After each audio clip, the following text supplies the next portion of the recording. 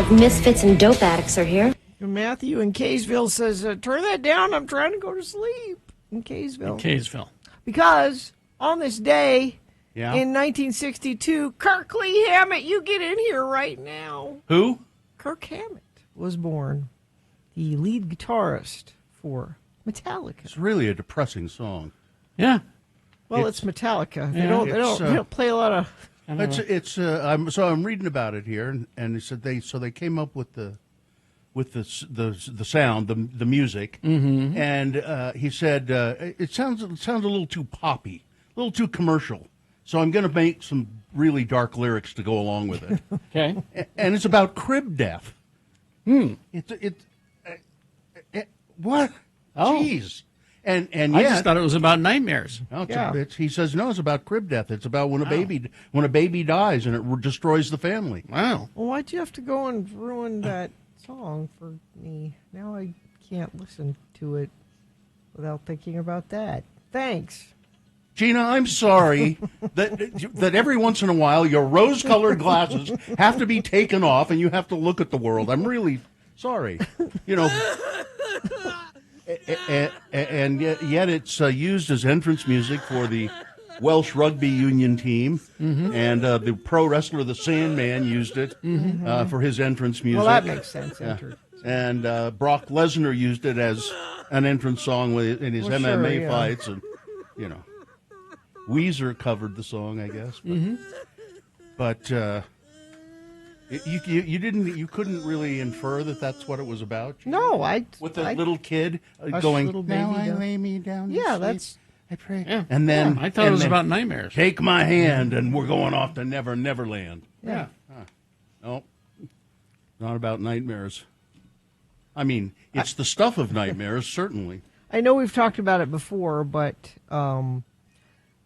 we played that song at KJQ when it first came out, and people were upset. Yep. This is modern music station. What do you play? No, it was a station that played all kinds of new and different stuff. Well, and this was new and different. It was also probably we played it because our program director loved metal music. And if he had had his way, he wouldn't be programming any modern music. He would have been programming metal. Is this the Weezer? This is Weezer. Which I don't get. They did a bunch of covers. I know. Just a cover and album. they did the covers to try and make them sound exactly like, almost like the original.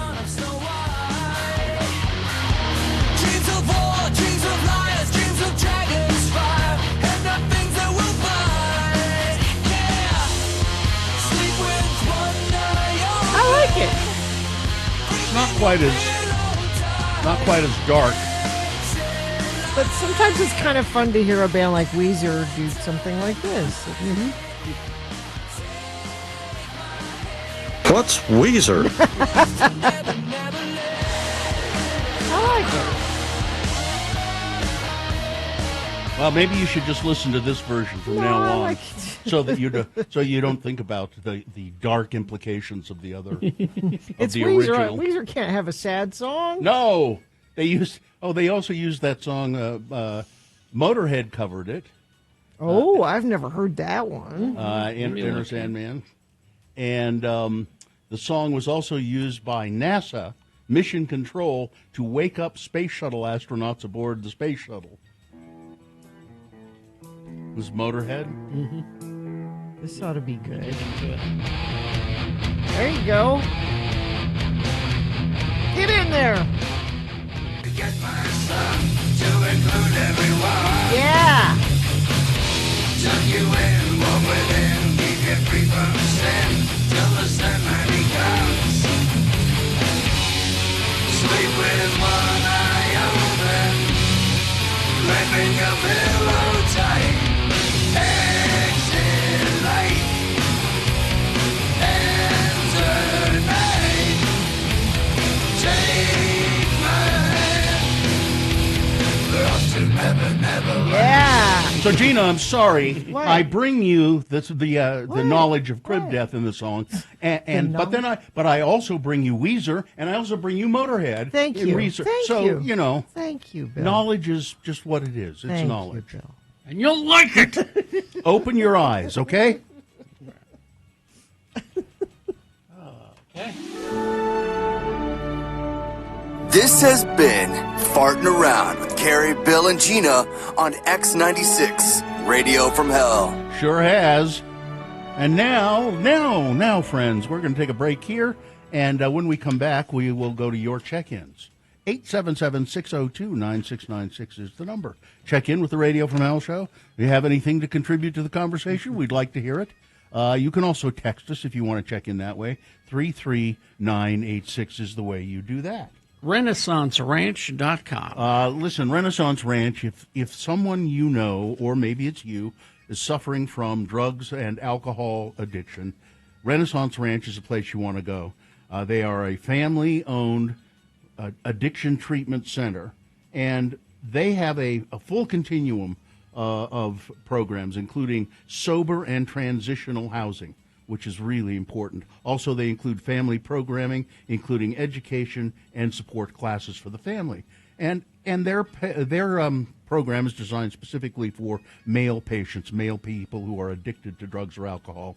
So listen, if you know somebody like that, or if it's you, reach out. Help is there with Renaissance Ranch. They do offer residential and outpatient services, and they're staffed by recovering addicts, so they understand what you're going through and how to help you.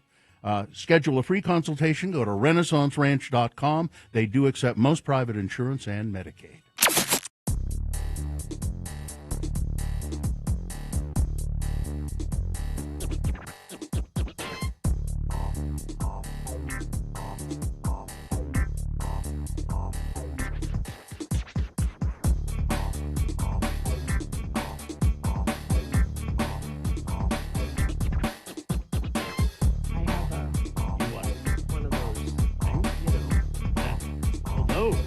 Okay. It's Radio from Hell with another list, because people love a good list. X96.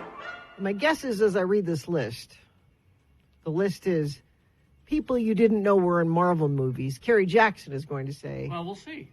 I'll bet there's at least one on this list that I don't know. Okay. I will read the name of the person, and we'll see if you know which one they're in. Okay.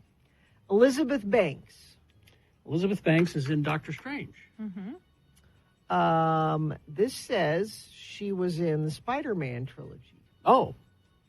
She played J. Jonah Jameson's assistant. Yes. Yeah, okay. At a Daily Bugle. That's right. Tobey Maguire's Spider-Man. Yes, back then. Okay, so you said MCU. I didn't count those. Oh, I didn't either. Yeah. Donald Glover. Yep. Yes, he's also in a Spider-Man. Spider-Man Homecoming. Yes. Mm-hmm. His ice cream melts. He plays the character who would eventually become the Prowler in the comics. Kevin Smith. Yes, he's in Daredevil. Yep, very good. He's the guy running the not the mortuary, but the forensic assistant. Forensic assistants, yes. This one surprised me. I bet you don't know this one. Jenna Ortega. This I do. Oh, wait. She, she was Wednesday. Yeah. New Mutants? No? No, that was Arya from... Oh, okay. Which one? She was 11 years old. Oh. Wow. It was her film debut. Okay. She played the vice president's daughter in Iron Man 3. Oh, I never saw that one. Okay. Oh, that it's a makes good sense. one. Okay. She was little kid. Oh, her okay. very first movie. Well, now I got to go back and look and see if it looks like little Wednesday Addams. It will. She's so pretty. Hannibal Buress. Hannibal Buress is also in the Spider-Man movies. Yes. Yes, he's the coach. Danny Pudi. He was Pudi. Abed on Community. In Community, yes, he was in... Oh, I can see him. Not Daredevil. He's in one of the... No. What was he in? I know he's in Captain America, Winter Soldier. Winter Soldier. He played like a comms That's right. tech. He was in the Triskelion. Yeah, that was destroyed. Yes. Let's see. We have Sean Gunn. That is James Gunn's brother, who is the stand-in for Rocket Raccoon when they shoot. Oh, okay. And he's also a character in Guardians of the Galaxy. And for the life of me, I can't remember the name right now, but Kraglin. Yeah, very good. You got Wow. You got all of that. Thank you. Tim Heidecker. Tim Heidecker is in, he's a guide. He's a tour guide of some kind. I can't remember which You got movie. it. Ant-Man and the Wasp. Ant-Man and the Wasp. That's it. Yeah, because he's at the San Francisco Harbor. Mm-hmm. I love those Ant-Man movies. Whaleboat Captain. Yes. He was also in Fantastic Four in 2015. He played Reed Richards' father in a flashback. Wow. Ben Falcone and Melissa McCarthy. Yes. It was a little cameo thing. Mm-hmm. I can't remember. They requested it because they love the movie so much. Which one? Thor: Love and Thunder. Oh, that's right. They were in the play. They were in the Asgardian theater troupe. Yes. Which in is the play funny. where everybody plays. There's the Hemsworth playing Thor, and It's funny. Ben Affleck's there. Trevor Noah. This one I'm not sure. What? Trevor Noah? Mm-hmm. I can't think of it. Can't place it. It's No. it's a voice actor. It's voice. Oh, okay. okay. All right. Well, Is that Into the Spider-Verse then? No. Oh. He's in Black Panther. He's the voice. So when Oh, Martin Freeman yeah. is flying the he's plane, the voice of the ship. Yeah, I he's knew the this. voice of the Okay. ship. Matt Damon. Matt Damon is in the Thor movies in the players that do the plays for Asgard in Yeah. both the third and the fourth one. And he's also in Deadpool 2. Yes. He plays an unrecognizable rambling redneck with a gut and a southern accent and a Yes. long wig. And Yes, that's All Matt right. Damon. Nathan Fillion. Nathan Fillion does, I know he does voice work on the first Guardians. He's a prisoner. And he also does another voice bit. MODOK. But he's also in, well, it's not MCU. He's in Suicide Squad. Oh, yeah, they don't list He that is here. Arm Fall-Off Boy Well, Suicide Squad is DC. So. in the Suicide Squad, which is DC. Last one, Richard E. Grant. He is in Loki. Oh, well, you just got that right. He is- Harry, you did very well. He with is- got this. He is old Loki. Yeah. He plays an alternate version of Loki. Yeah. So, wow. Very, very well done, Carrie Jackson. This ain't paying my bills, is it? No. Nope. No. If it was, you'd win. I'd have to push stuff out of my head to remember these things. I'm impressed, though. When's You my- did well, too, I knew Katie. some You of knew them. There's a lot of Marvel movies out there. There are. And they just keep getting better. And we got the new Ant-Man coming up. And, Oh, I'm looking forward to all of these.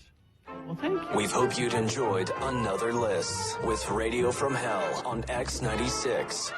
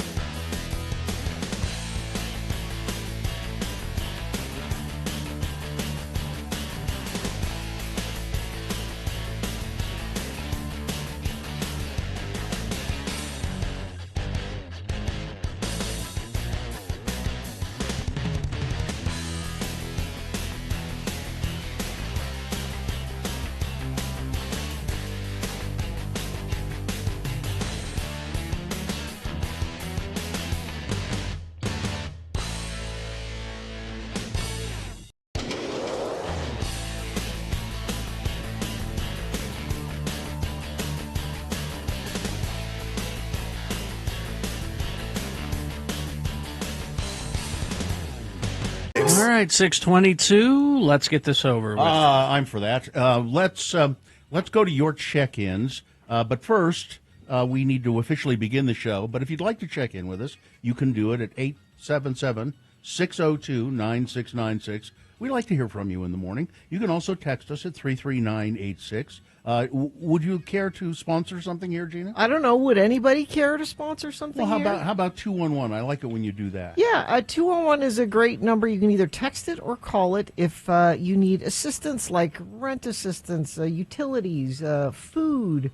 It's there to help. Social services. Social services. Also, UtahFoodBank.org is a great place to go if you need help, if you need food, or if you're able to help a little bit, you can donate money there. There you go. All right, the moon, 2.7% of full. It's a waning crescent moon, just a little sliver of a thing. The moon will set today at 3:57 p.m., today being Tuesday. It's the, is it the 18th? Yeah, the 18th day. 18th day of November in the year of our Lord, Jesus Christ, 2025. It's National Princess Day. Oh, good. The princesses like the Disney princesses, the first one being Snow White, and then on and on and on and on from there. It's also Mickey and Minnie Mouse's birthdays today. Apple Cider Day, if you like a little apple cider, and it's Occult Day. Occult. So go try and cast a spell or something. All right. This is an all-new edition of the morning show that's going to put a spell on you. It's Radio from Hell, starring the Lords of Morning Radio. It's Carrie Jackson. Hi, Carrie. I'm Bill Allred. That's Gina Barberi, fresh from her colonoscopy, right over there. She is a Lord of Morning Radio. I'm spick and span. Katie, for short, is our fine producer. She's behind me there. It looks like you're wearing a like a blanket or something almost today. That's really heavy, warm. A wrap? Is it a wrap? Yeah, it's like a crocheted thing. Did you do it? Did you make it? It's really nice. And there's our friend Dawson. He's helping out on the camera there, and I assume that Hudson is around. Hudson is in the back. Yes. Yeah. Oh, and there's Vax, the dog, of course. Now we'll go to your check-ins, 877-602-9696. Katie did, in fact, make that. Oh, wow. Yeah. Or you can... you can text us, 33986. Yeah. Let's see, checking in, Medic Jack from Eagle Mountain, dropping my son off at jail. Oh, he works there. Oh, okay. You know where I am? I'm in jail. Let's see, Paige in Salt Lake, perfect morning song, no caffeine needed. Let's see, good morning, lords and lady of Radio from Hell. Gina, hope your oil change went fine. Well, we'll talk about it a little bit coming up. No room for error there. Well, I mean, there is now. When you're out, they call it a dipstick, you know. Yeah. Dominic, the hook and dump driver. Let's see. Mixer driver Shane from Sundance. Checking in. Let's see. Troy of Riverton. Brett from Chat checking in. Hey, Brett. Today's mix of the opening number was especially great. Well, thank you. Zane of Dallas checking in. Is Enter Sandman a good coffee name? Yes. Sure. What did Bill Allred have for dinner? Oh, you'll find out. As soon as I remember. Sketchy Blake of Ogden checking in. Jello Salad Annie. I'm kind of distracted today. I'm so excited. For what? Well, because they announced that there's going to be a Sharknado 7. A 7th Sharknado movie, so I'm very excited about that. Jello Salad Annie, until you told me the meaning, I thought it was about nightmares also. Well, it's also about that. It doesn't have to have, one specific meaning. Richard, who's not a dick, checking in. Meshach of Erda checking in. To catch up from yesterday's show, yes, you can go dip a fry in the Snickerdoodle Fusion Frosty from Wendy's. Yeah, somebody had one of those Snickerdoodle Frosties, Gina, and said it was really good. I need to try that. Thank Mother Earth that James Hetfield is okay. He's fine. Says Allison Sabo. Bill, chili mango is the right choice. Okay, good.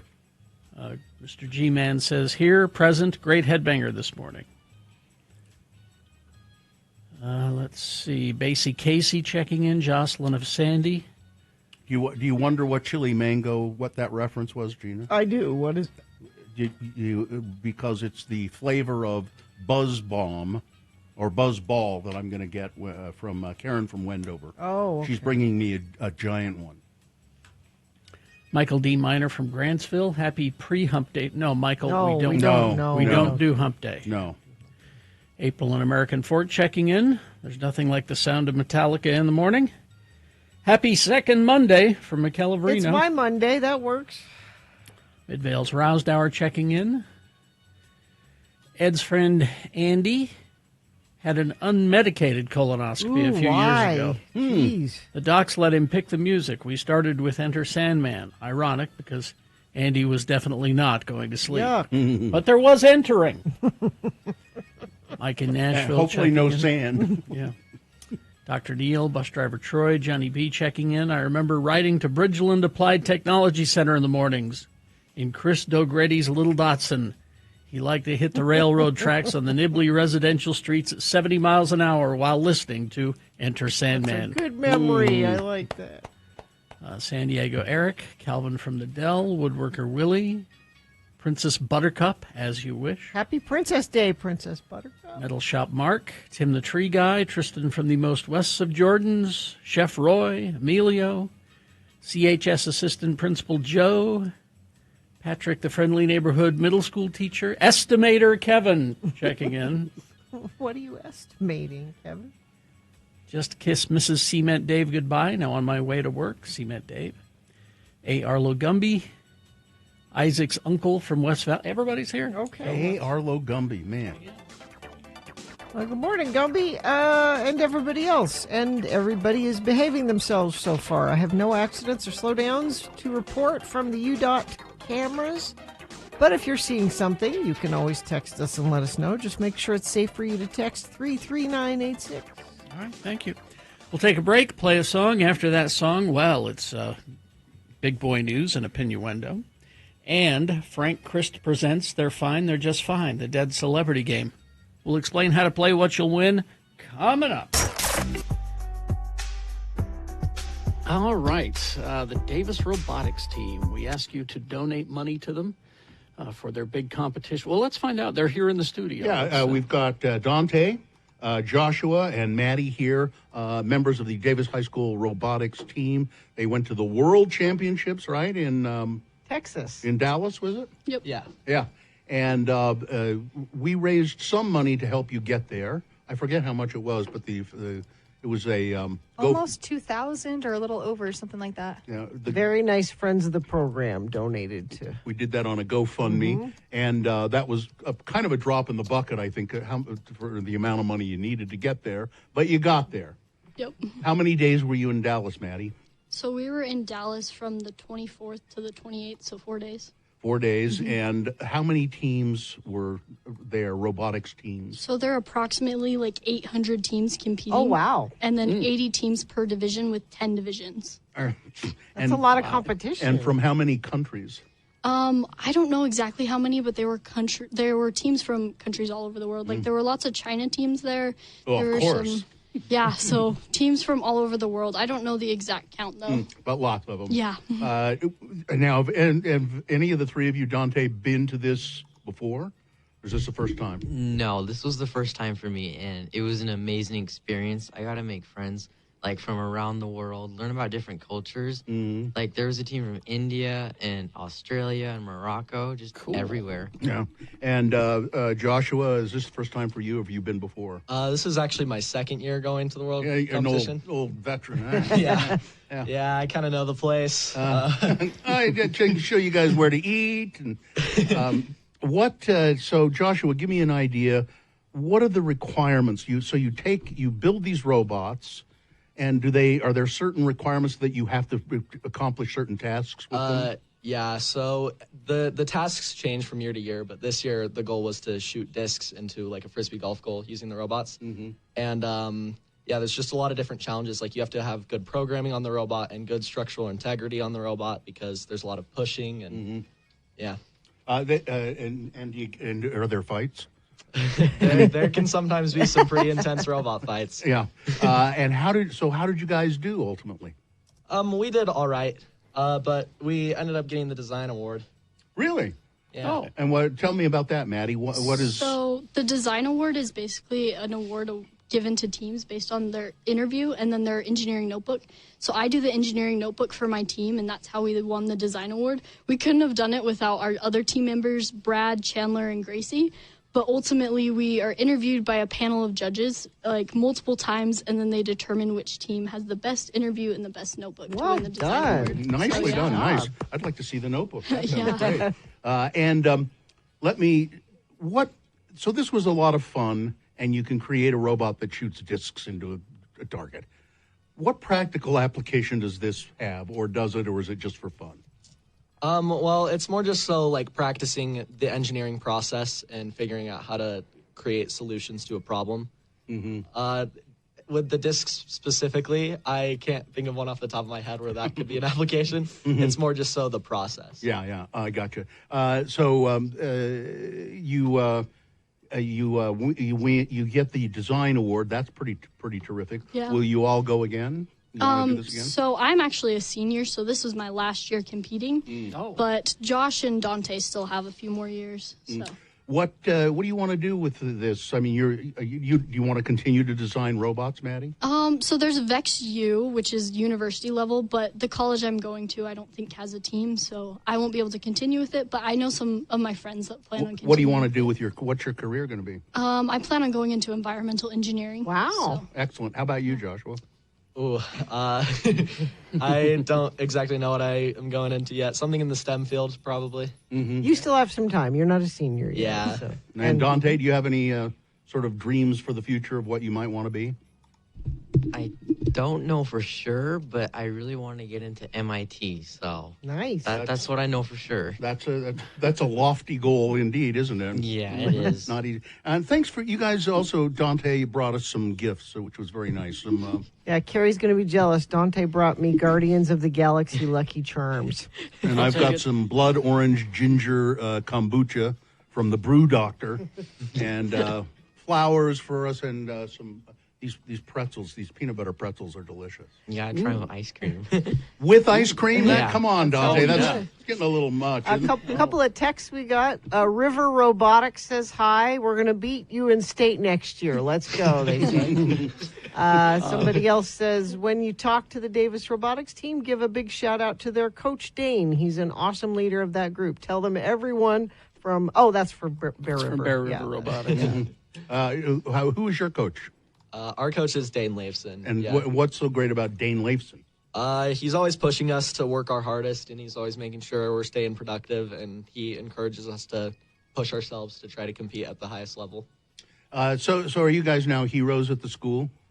I don't know. We're not as good as the football team yet. I was going to ask. Yes, you are. You get letter jackets and that kind of. You don't get letter jackets. No. You should. I think you could, couldn't you? You ought to be able to letter in robotics.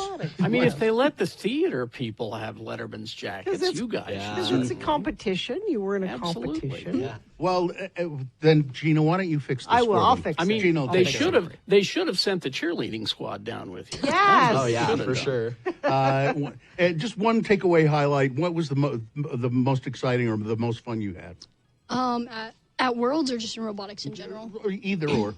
I think getting to know new people, because everyone in robotics is like family. We spend 15 to 20 hours a week working together. So we're basically siblings at this point. So just getting to know everyone and building those super close relationships has been super fun. And you get in fights like siblings do? Oh, yeah, 100%. You're doing it wrong. Yeah. Joshua, what about you? I love the overall feel of the competition. I love being able to compete, and when you win or you lose, you still just get the sense of, accomplishment that, you were able to do a task and compete with that. And how about you, Dante? What do you take away from all of this? I just like working together with everyone, and robotics is kind of my happy place because I don't need to deal with anything else, and I'm around with kids. They don't care what they look like. They just want to build robots and have fun. Yeah. And same with Josh about winning or losing. It's really the experience that we gain from this, and that's what I love about robotics. You guys are so damned idealistic. I can't. You found your people. Isn't that fun to find your people? Yeah. I just love being around and just working on that. When I was in high school, I found my people. They were the ones that smoked in the parking lot. Those aren't the good people. Those were my people. Go out and smoke in the parking lot. A couple more texts. These kids sound more intelligent than most adults I know. One second, Donnie. Hang on. Go ahead, Carrie. There's a couple of texts here. These kids sound more intelligent than most adults I know. Yeah. Another text, shout out to Davis Robotics from the Green Acres Elementary Robotics team. Our 6th graders won the Create Award in the elementary competition. Excellent. Oh. What were you going to say, Dante? Go ahead. Go ahead. I just wanted to thank everyone that supported us, all our listeners that donated to the GoFundMe and X96 too. But our listeners, we couldn't get there without them. And we just want to do a shout out to them. Okay. And to our other sponsors like Real Salt Lake, we got Logan Pro and Big O Tires. Oh, good. Excellent. All friends of the program, those businesses. Yeah. All right. Congratulations, you guys. You didn't have to bring gifts, but thanks for the pretzels. That was very nice. And way to go. And next year, you'll win first place. Yeah? Bill knows. You will. Can tell. Thanks a lot. Keep us posted. Yeah. Thanks a lot. Congratulations, you guys. And we're gonna take some. We're gonna take a picture of these guys, Yeah. and we'll post that on our social medias and all of that stuff. So thanks a lot.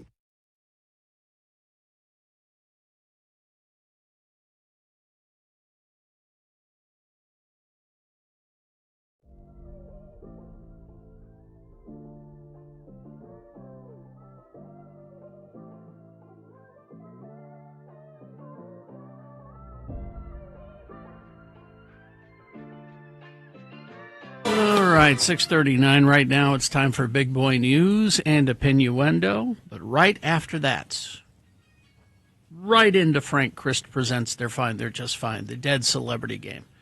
We'll give you a list of 4 celebrity names. 3 of those celebrities are just fine. One of them is dead. If you pick the dead one correctly, you're going to win what? You're going to win tickets to see Of Monsters and Men Saturday, November 22nd at the Complex. Of Monsters and Men tickets, 877-602-9696. And all you got to do is play Frank Christ Presents. Right after this, Big Boy News and Opinioendo, brought to you by... The Ballet West Nutcracker is a holiday must-see, performed live with the Ballet West Orchestra. The Nutcracker opens November 28th in Ogden and December 5th in Salt Lake City. Tickets at balletwest.org.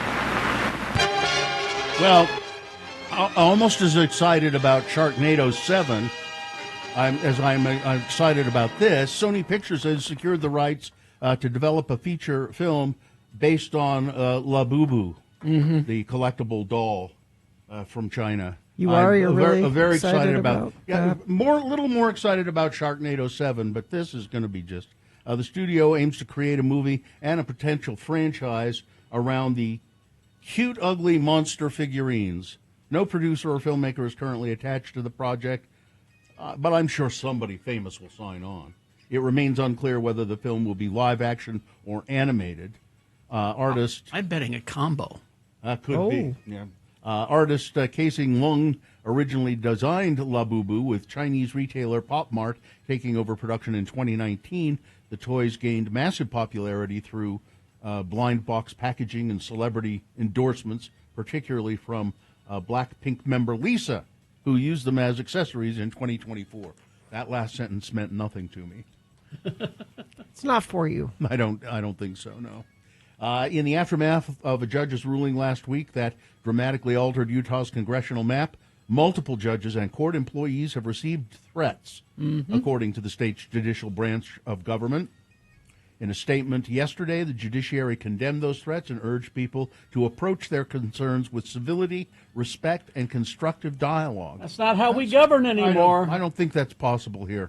Anywhere anymore. Not anymore. We call on everyone to approach concerns involving the court with civility, respect, and constructive dialogue. Threats of violence against judges or court personnel are unacceptable, dangerous, and may violate state or federal law. Any conduct aimed at causing fear for a ruling or undermining the safe operation of the justice system strikes at the heart of the rule of law. And when you see the most powerful man in the country do it all the time, such actions will endanger not only the individuals targeted, but the functioning of the justice system itself. 3rd District Judge Diana Gibson rejected a map passed by the Utah State Legislature, instead choosing a map submitted by the plaintiffs in the lawsuit that she claimed did not favor a political party. That makes it sound like she didn't choose it. The map they presented did not meet the legal specifications. That's right. And so she rejected it. I mean, it just, you have to be careful with the wording there because it makes it sound like it was her. Oh, I like this one. I'm going with this one. No, the one they she went with the one that, as it said, was submitted by the plaintiffs in the lawsuit. That's the one she said. That's the one that met the criteria. Yeah. It wasn't her personal choice, is what I'm getting at. It met the criteria. That decision was immediately met with outrage by some Republicans on Capitol Hill, including some who called for the judge to be impeached. Only we can rig the game. Southern Utah woman has been sentenced to a year's probation and a $3,000 fine. This is a woman who was caught on camera defacing petroglyphs in southern Utah last year. Really? Year probation. She has to pay the cost of fixing the damage, which I don't know how much that is, and then an extra $3,000. Daniela Nassam Erickson vandalized the ancient drawings on Bureau of Land Management land near Buckskin and Wire Pass in Kane County back in November of 2024.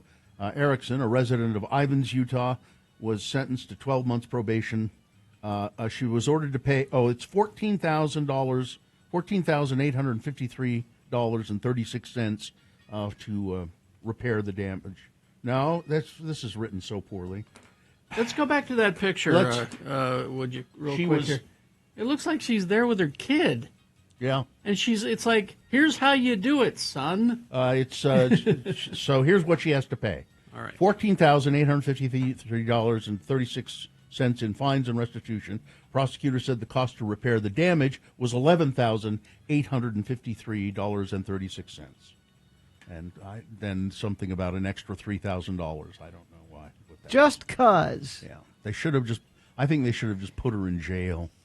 Taylorsville mother was arrested, and I use the term mother advisedly, was arrested early Monday after her kids were found sleeping in the police department's parking lot.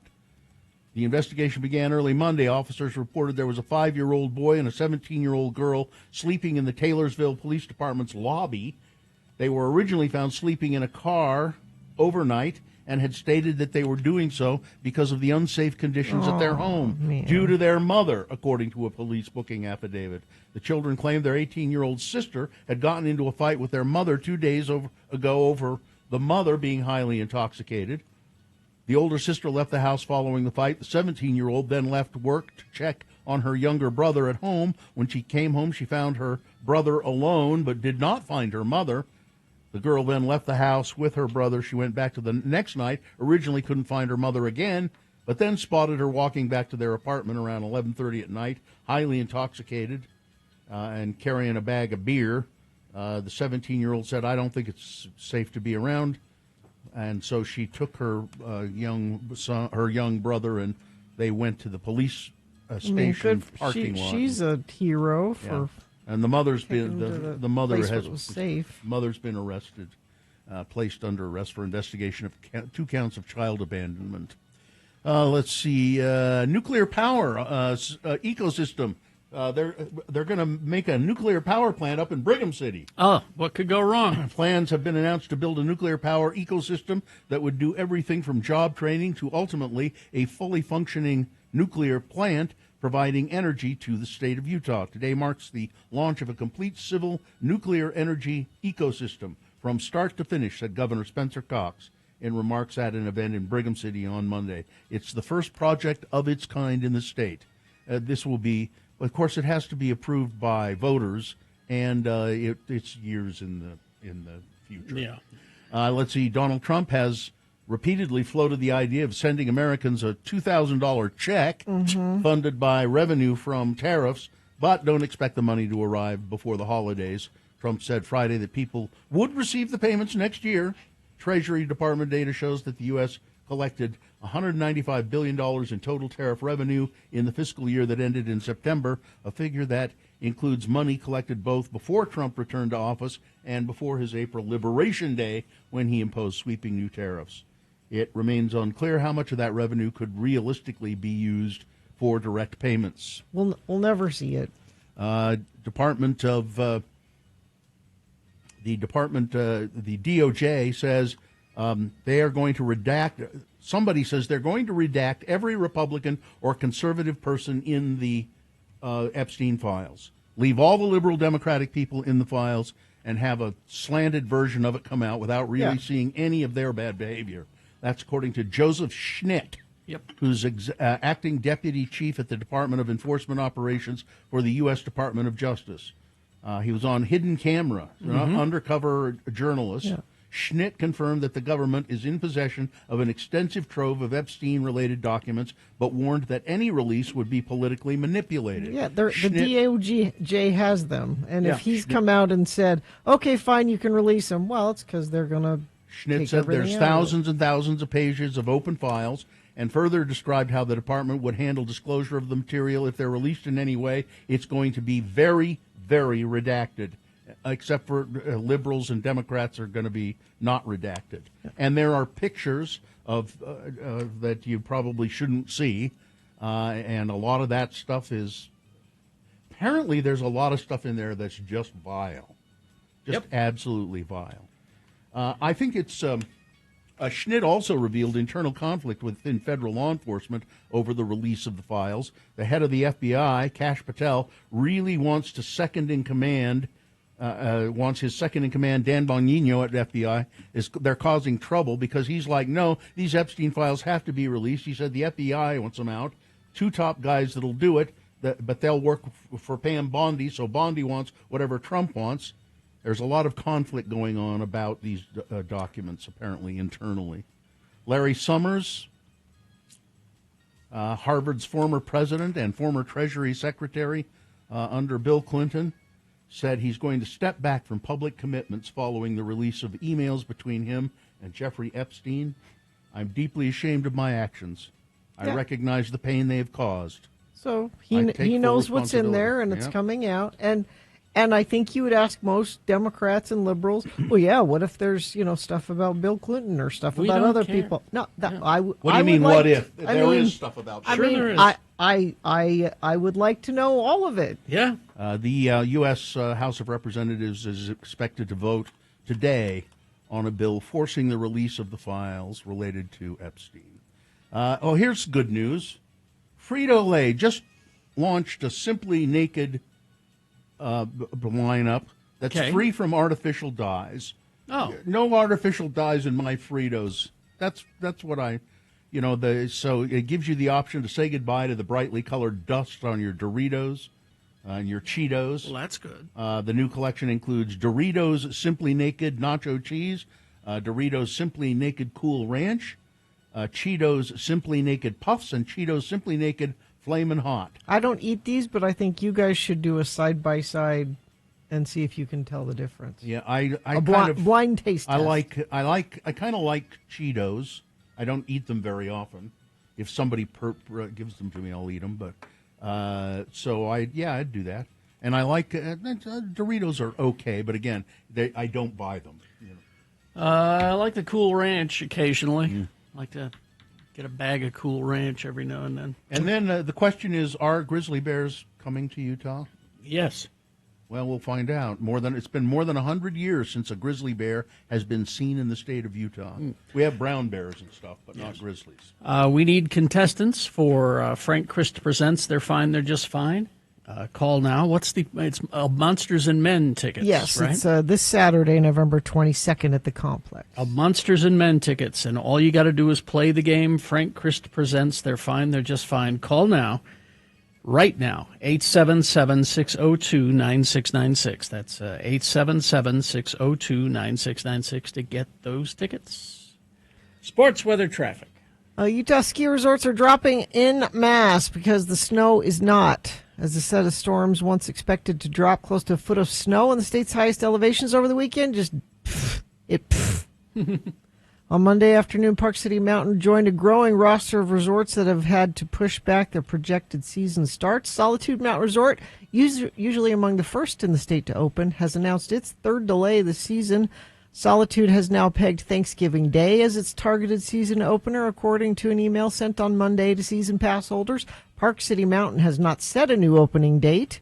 Brian Head should be able to make their date stick. However, it received 6 inches of snow Monday, calls for it to get 11 more by Friday. It's we need snow, folks, and it has been too warm to make snow, which is also part of the problem. Let's see, NFL last night, the Dallas Cowboys 33 over the Las Vegas Raiders 16. The Mammoth, they lost the Anaheim Ducks 3-2, and the Jazz play tonight against the Lakers on the road at 8:30 p.m. Weather, not cold enough for snow. 57 today, partly sunny. 57 tomorrow. We just stay in the mid to upper 50s. How about overnight? Will it get maybe cold enough for snow overnight? I mean, so 39 down here in the valley. In the mountains, it'll be a little bit colder. So maybe they can make some overnight snow. We'll see. Traffic is looking great. I have no accidents to tell you about, and I don't think you've texted in any, but you can if you see something. 33986 is where you do that. Well, here he is. The dealer of death himself. He doesn't deal the death. Well, that's not his. He doesn't pick it. He's. I'm more of a cleanup person. He's intimately involved in the process somewhere along the line. At the end of it, Frank Christ. He is a Grim Reaper, the Reaper of celebrity souls specifically. That's what you specialize in, right? Exactly. And why celebrities? Why is that? It's a curse because I love our precious celebrities. I know you. It saddens you every time. Oh, I wish they could live forever. All of them? Any celebrity? Well, not all of them, obviously. Some you don't really like. Frank. John Voight. Frank is, as you would expect a Reaper to be. He's a skeletal figure. He has the scythe. He has a robe, and the only difference is he's modernized a bit. He doesn't ride a horse. He goes around collecting the celebrity souls on an electric scooter, which I think is admirable. Well, I care for the environment. And you don't like horses, I know. I don't like horses, and I don't like going to gas stations either. Yeah, I don't blame you. Now, Frank joins us to play the game we call Frank Chris Presents. They're fine. They're just fine. He gives me a list of actors, and on this list, 4 actors, and 3 of them...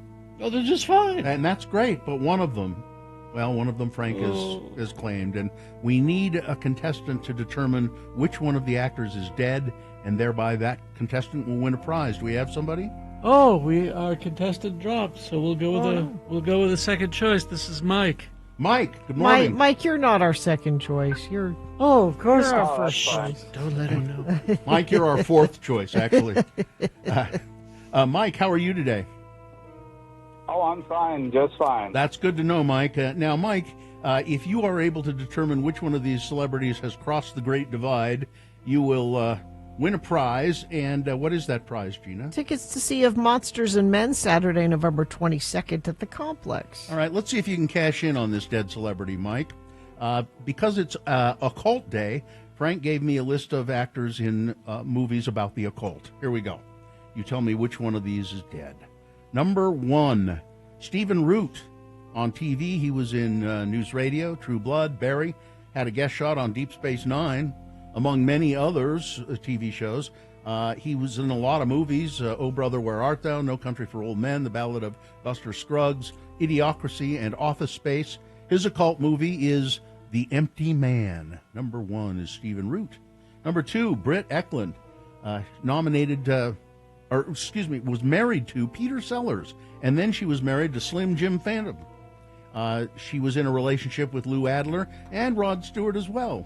She found time to do some movies, too, like The Night They Raided Minsky's, Machine Gun McCain, Stiletto, and she was a Bond girl in The Man with the Golden Gun. Her occult movie, she was in The Wicker Man. Number 2, Britt Eklund. Number 3 is Bernie Casey. He was a college football star, played 8 seasons in the NFL, had a substantial film and TV career, including I'm Gonna Get You, Sucker, Bill and Ted's Excellent Adventure, Another 48 Hours, Under Siege. He guest starred in a couple of Deep Space Nine episodes and Babylon 5. His occult movie, In the Mouth of Madness. Number 3 is Bernie Casey. And finally, Dirk Blocker. His father was the actor Dan Blocker, Haas on the TV show Ponderosa. In addition to many TV appearances, Blocker was in several movies, including Midnight Madness, Raise the Titanic, The Border, Poltergeist, Starman, Trouble in Mind, and Made in Heaven. His occult movie, he was in The Prince of Darkness. Number 4, Dirk Blocker. All right, Mike, one of those actors is dead. Which one is it? I'm going to go with Dirk Blocker. No. It's just fun to say Dirk Blocker. It is. Dirk Blocker. It is fun to say. He's fine. It's a fun word. And Frank is, as you heard him say, he's just fine. But let's give you another chance, Mike, because you're our fourth pick. We always give them a second chance. Is it now? Is it Stephen Root? Is it Britt Eklund? Or is it perhaps Bernie Casey? I think it's Casey. Yeah, it is. Bernie Casey. Good, Mike. Good guess. Good choice. It was Bernie Casey. He died in 2017. He was 78 years old. So there you go. You've got those tickets to see Of Monsters and Men. Do you want to say Dirk Blocker? I do want to say Dirk Blocker. Okay. Hang on the line, Mike, and Katie will tell you what to do. Oh, Gina, I have to go check on Linda Evans. Oh, my. Crystal Carrington? 83 today. Ooh. You may want to think about a list. The first Mrs. John Derrick? Yes. You know, Britt Eklund is also 83. Big Valley? Yep. Just say Dirk Blocker, Gina. Dirk Blocker? Isn't that fun? I'm looking at the list of celebrity birthdays, and I'm so relieved. What? Mickey Mouse is 97. Oh. And immortal. Yeah. You can't. I will can't never. die. I will never go to Mickey and say, "M.I.C. See you real soon." Goodbye, everybody. Goodbye. Goodbye. Crash I-15 north. Let's see, milepost 290 north of Bangor Highway. Left shoulder blocked there. We have crash I-215 east, just south of 45th South.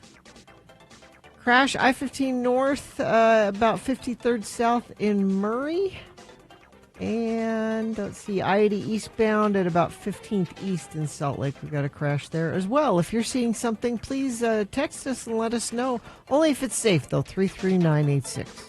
All right, KXRK Provo, we got Boner of the Day coming up. Hello, yeah, what is on the way? Beat Gina coming up, the Donut Critic. And after these messages, we're going to hear all about it, Gina. Mm-hmm. All about it. The procedure. Okay. Randlife.com/X96. Well, the holidays are fast approaching, and maybe you need a little extra money to help buy gifts or maybe to do some holiday travel. Rand Life can help you do that. They're a local mortgage company, and I've worked with them, actually doing some work with them right now, and they are really good at what they do. Rand Life has a very fast process for what they call a HELOC. That's a home equity line of credit. You can tap into your home's equity and get cash in just as little as 5 days. That's really fast. You can use your home's buying power and use that money for whatever you need. You could pay off high-interest credit card debts, or you could do some holiday travel, buy gifts for the family, whatever you need it for. Rand Life can help you get it. Don't wait. Check out your options today at randlife.com/X96. That's randlife.com/X96. I don't know how it happened, but somewhere along the line, a rumor started that I hate kids. Well, it began to reflect poorly upon this morning show. Not just me, but on this morning show and on this radio station. Yeah. So in order to combat this horrible, horrible rumor that I really, really hate kids, I've decided that it's time for a public service message every Friday at this time called Just for Kids. And I do this because I'm a role model. Hi, kids. It's me, your role model, Kerry Jackson. You know, the guy you want to grow up to be. Sorry we have to do this, but I got to talk to you about a new high that's going around. And on the street, they're calling it chugging the udder. Huh? Tipping the teat, lapping the lactate, pastures new, chasing old Bessie, or riding the White River. Yes, kids, I'm talking about this new high. Yeah. And I'm here to tell you, you should never, never try to drink an entire plastic jug of milk in the space of an hour. Never do that. Don't do that. Now, I'm talking the vitamin D milk, not the 2% or the low fat. All right. The strong stuff. And it's got to be the real thing. It can't be that lactate. Don't ever drink an entire plastic jug of milk in the space of an hour, okay?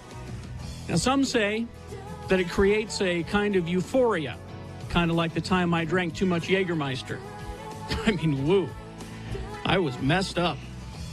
Now, others say that the human body cannot possibly digest that much lactose in an hour, and it will just make you vomit.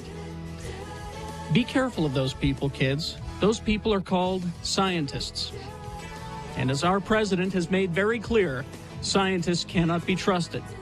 Besides, they just want to keep this secret all to themselves. So never drink a gallon of jug in the space of an hour, because when you chase old Bessie, nobody wins. This is a message from me to you, kids.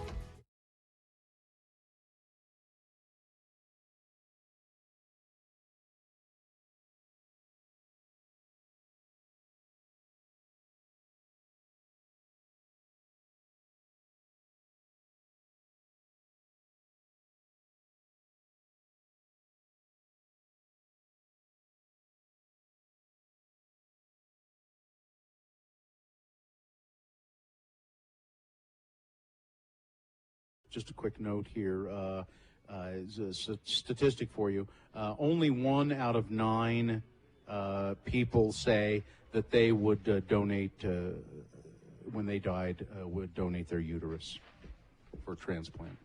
Why only? One now, out are of 9. these people? Only 1 out of 9 said that they would allow a family member to donate a uterus.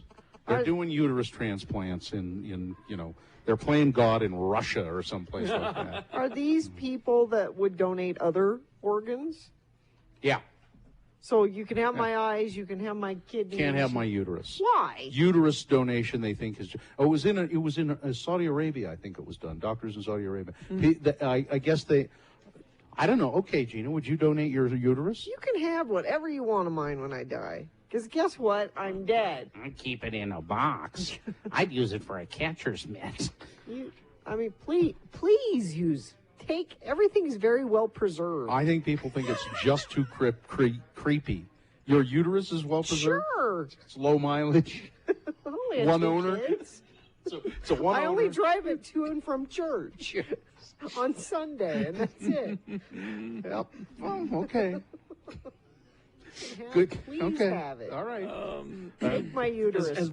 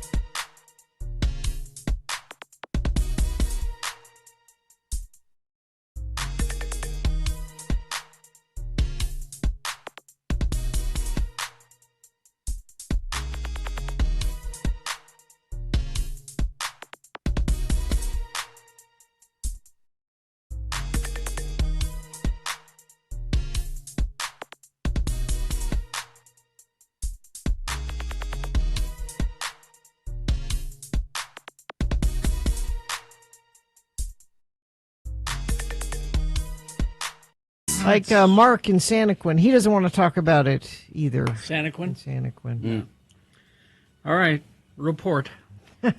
Gina, you had a colonoscopy. I did. And is this your first one? Yes. What an adventure. So because I don't like to miss a lot of work. Well, I was thoughtful about planning this. Because it's a 2-day process. This is the only day they could fit you in. No. I requested a Monday thinking I can do the prep on Sunday and then do the colonoscopy. I was being thoughtful. You were not. Now, the prep is, if you haven't had one, if you have, you know what I'm about to say. And it's cliche to say it's worse than the procedure itself, but it absolutely is. Mm-hmm. I don't mind it. You don't? No, because once it's complete, I feel lighter and clean. We're talking about while you're in Drinking, it. drinking the stuff. Well, it's Once it's done, it's yeah, a little, you feel I mean, good. It's a little difficult to get through, but getting through it. So is there's a what's- couple different ways you can do the cleanse. There's one where they just have you get a bunch of Dulcolax and Miralax and drink that, or there is a prescription. And so and when I got the prescription, the nurse said, by the way, it tastes like cough syrup. Why they don't make it taste better? There's got to be a way they could put some different flavoring in it. The one I did them before, they offered me different flavors. I didn't have a different flavor. Nope. It tasted like cough syrup. And so you have to fast first, which is not fun. And then you got to drink the stuff. And it's 16 ounces of this liquid that tastes nasty. And then you have to drink 2 more of those 16-ounce glasses in 1 hour. Yeah. You can't, like, spread it out. No. It's got to be... Yeah. They got to get things going fast. And I read some tips about how to prepare for it, and it said things like, have Netflix handy. Oh. Like on your phone, and be ready to just be in the bathroom all day. All the time, yeah. I moved, actually, I had a portable toilet put in where the TV was. Now, they have changed the screening ages. Used to be starting at 50. They have moved it to 45. Yeah. And then it's like 5 years, every 5 years or something? Well, unless they find something. Yeah, so for the last few years, my doctor has been having me poop in a box, which is the Cologuard. Yeah. And I've done that a couple of different times, and it's always come back negative. And she said this time, you've done that a couple times. We should probably do the real thing. Yeah. Yeah, because that other one is really not that accurate. Well, that's not true. It's not as accurate as a colonoscopy. I will explain it to you. Because I talked to my doctor at the colonoscopy when he was asking me about it, and I said, "Is the Cologuard accurate?" And he said, "It's very accurate for detecting cancer. What's better, though, is catching it before it becomes cancer. Yeah. If you have cancer, it will catch it. Yeah. But makes more sense to have a colonoscopy. And so if you have a polyp... They find those little polyps and they can just take them out. Yeah, and then that... Because those are the things that turn into cancer. Turn into cancer. Yeah. So I had 2 polyps, which he said I cold snared them. Yeah. Which is like, Don't worry about that, ma'am. I cold snared them. Like a little loop of wire. Yep. So it's now. Am I right? Do I remember this right? If there are no polyps, you can wait 5 years. Correct. If you have some polyps, they want you back in like 3 years. 3, yeah. So I have to come back in 3 years. So they'll send those little guys off to pathology, and they'll look at them under a microscope. Now, so did they give you what, Versed, or did they give Propofol, you man, the milk? So the first time I ever had a colonoscopy, they gave me what's called Versed. Yeah. And I said, "Will this knock me out?" And they said, "Well, no, it just makes it so you don't remember anything. You'll be pretty conscious, but you won't remember what's gone on." And I thought, okay. Well, as it turned out, I was quite aware of what was going on, and it wasn't painful or anything. But the doctor said, "You're pretty much awake, right?" I said, "Yeah." And he said, "You want to watch? I can turn the screen around." No. And so I watched the whole I can't thing. imagine doing that. He said, "Yeah." He said, "You want to watch the camera go through your?" It was kind of an odd sensation. I'm watching TV, realizing I'm watching the inside of my body. Yeah, right now. I wouldn't do that. Well, it was interesting. It was I'm grateful for the Propofol. Yeah. It works really well. It's a wonderful thing. The other ones I've had Propofol, and it just I can see why Michael Jackson liked it. And it's not even like count backwards from 100. Yeah. It's like, here we go. Yep, and you're gone. Yeah. All right. Bye, Mr. Jackson. What do you mean? Was it about 45 minutes or something? No, like not that? even like 20 minutes. Is that all? It was not much at all. Because you're out, they can go fast Yeah. and not worry about being gentle. And did you get the pictures? I meant to bring mine. I had pictures of my. I did have pictures. The inside of my colon. And I have to say, the completely cleaned out colon, it's amazing. It's pink. It's. Here's a texter. There it is. Big colonoscopy trying to sway people away from the cheaper, more fun alternative of pooping in a box. Yeah. You got us. You got us, buddy. Pooping in a box. That's right. Mm-hmm. But get it done. Colon cancer is on the rise. Yeah. And if you get it, you're probably dead. No, I mean if you it's treatable. But get your if we have these screenings available, get them done. My gosh, how lucky are we that we're able to do this? And make sure you have a subscription to Netflix. Yeah, that's important. It's Poop Chat on X96 Radio from Hell. Traffic. Let's see. Crash, I-80 eastbound, milepost 125. That's about 15th east. Another crash, 45th south, I-215 east. And whatever you're seeing, you can text us 33986. All right, it's time to tell you what boner candidates you will be voting for today. And I've sort of lightened them up a little bit today. Here's boner candidate number 1. This is how much I hate shopping with my wife. Boner candidate number 2. I was multitasking. And boner candidate number 3. It's the MABA, Make America Bland Again movement. MABA. All right, boner of the day, big boy news, all coming up after these messages and a song. Stand by for all of that. Hastur Games. That's HASTUR. HasturGames.com. It's easier if you just go into the location and you can see everything that they have. 6831 South State Street. Stacks and stacks of games in there. They've been doing it forever, and they're the best at it. For board games, Magic the Gathering, Dungeons & Dragons, dice, figures, paints, all the latest board games, Hastur has it. They've got a large selection of traditional family games as well as the tabletop role-playing stuff. Holidays are rapidly approaching, so if you need a super cool gift idea, go down and talk to Cthulhu Bob at Hastur Games. This week at Hastur, master the elements with the newest release for Magic the Gathering, Avatar: The Last Airbender. Bend air, water, earth, and fire with awesome cards featuring the characters and events from the series. Play boosters, jumpstart boosters, bundles, and more.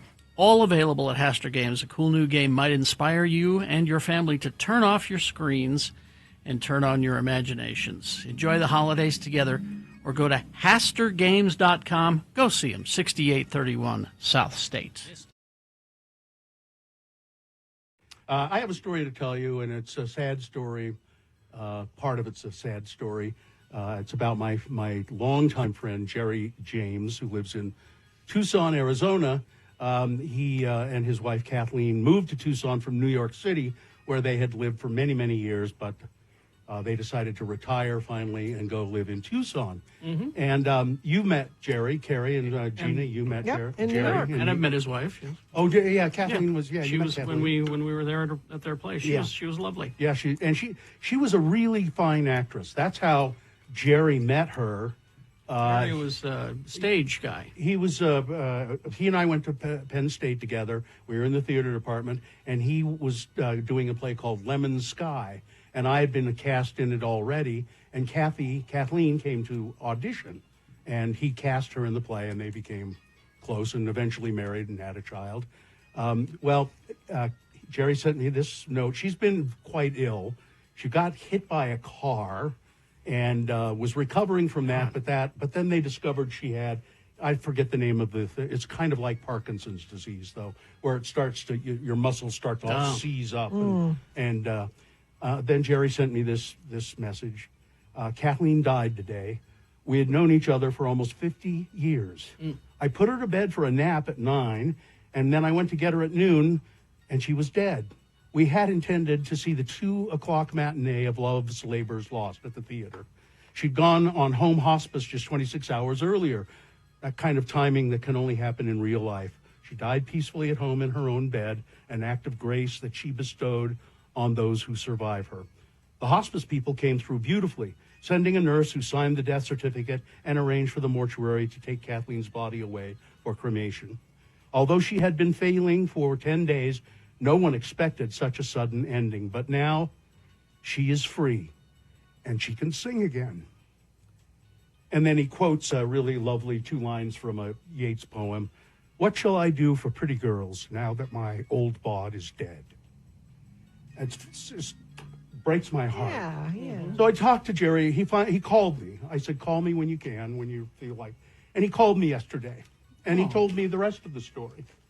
So when he went up to get Kathleen to wake her up for the play, it took a long time to get her ready for stuff. Sure. He had to dress her. Yeah. He had to do everything for her. So he went up to the bedroom and picked her up and put her in the wheelchair, and then went down. I guess it's on the same floor. It's not upstairs. It's just and he wheeled her out into the kitchen, and she said she seemed stiffer than usual. Oh, and he said, but her mouth was open. And I thought, this is perfect. I couldn't get her to drink anything earlier in the day. And so I got a glass of water, and I started to pour it into her mouth, and then I realized, and then I touched her, and I went, she'd been dead for hours. She said it was like Weekend at Bernie's, wheeling her around the house. Yeah, I mean, he got her dressed, took care of her. And then he said, I really didn't realize she was, because she's so stiff anyway. Yeah. And then he said, but then I touched her and she was so cold. And my God.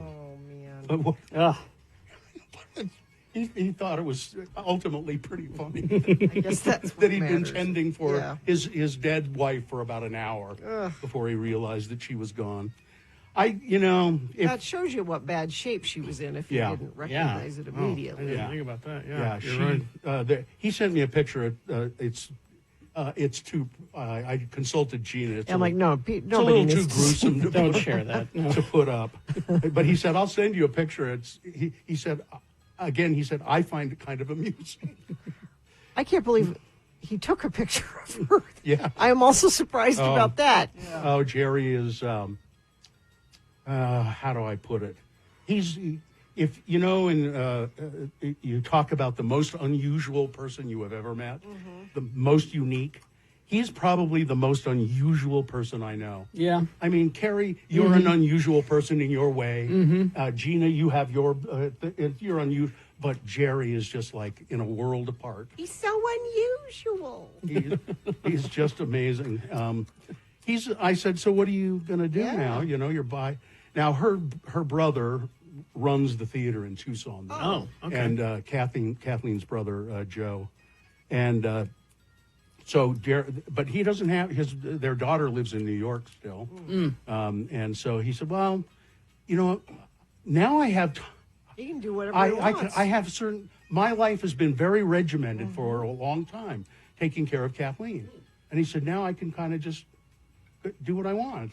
And I'm going to leave. The two of you should go do something. Well, he said it's too damn hot in Tucson in the summer. So usually I go to New York, or sometimes I'll go back to go see people in San Diego. And he said, I'm going to go to New York because see Rachel, their daughter, and then I'll do some sort of memorial service for Kathleen in September when it's cooler back here in Tucson. And I said, well, just let me know, and I'll come. I mean, you should go to that, but the two of you should just tell him let's plan a weekend somewhere together. I'll see what his schedule is, and I don't know. Yeah, we should probably not meet in Tucson. No. He said it's really. He said I like living here, but when I can get away in the summer, I do. Yeah. He and Kathleen traveled a lot. Even after they had moved to Tucson, they were usually traveling for a couple of months. And anyway, that's the story. He said it's like my weekend at Bernie's. Oh, jeez. Yeah, by the way, when you go to the funeral, and this is just a funeral thing in general, I don't ever understand when people take pictures of the body at an open casket kind of thing.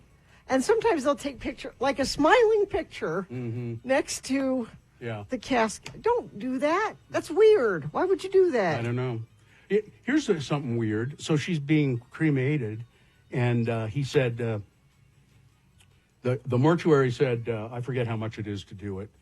He said, now, but if you want people to come and observe, kind of do a little ceremony, observe, it's an extra $250. What? Yeah. Wow. And don't take a picture of the person who is currently dying. No, those hospital pictures, and sometimes they're smiling in those too. And they'll put in the obituary. They've got a cannula, in their nose. My dad in his bed. Yeah. Hospice nurse. Yeah. One of my cousin's kids. Selfie. No. Peace sign. No. Don't do that. I'm like, I was furious.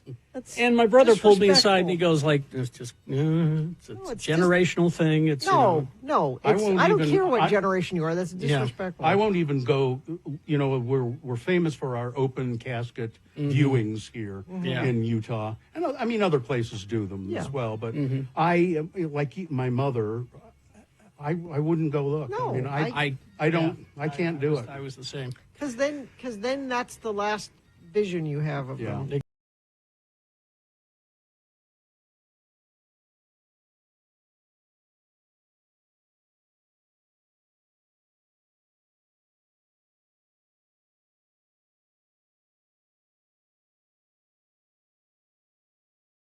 Vaxildan, our radio pup, finally has a sponsor. It's Zero Res, and this time of year brings a lot of dirt and things through your house, damaging your carpets.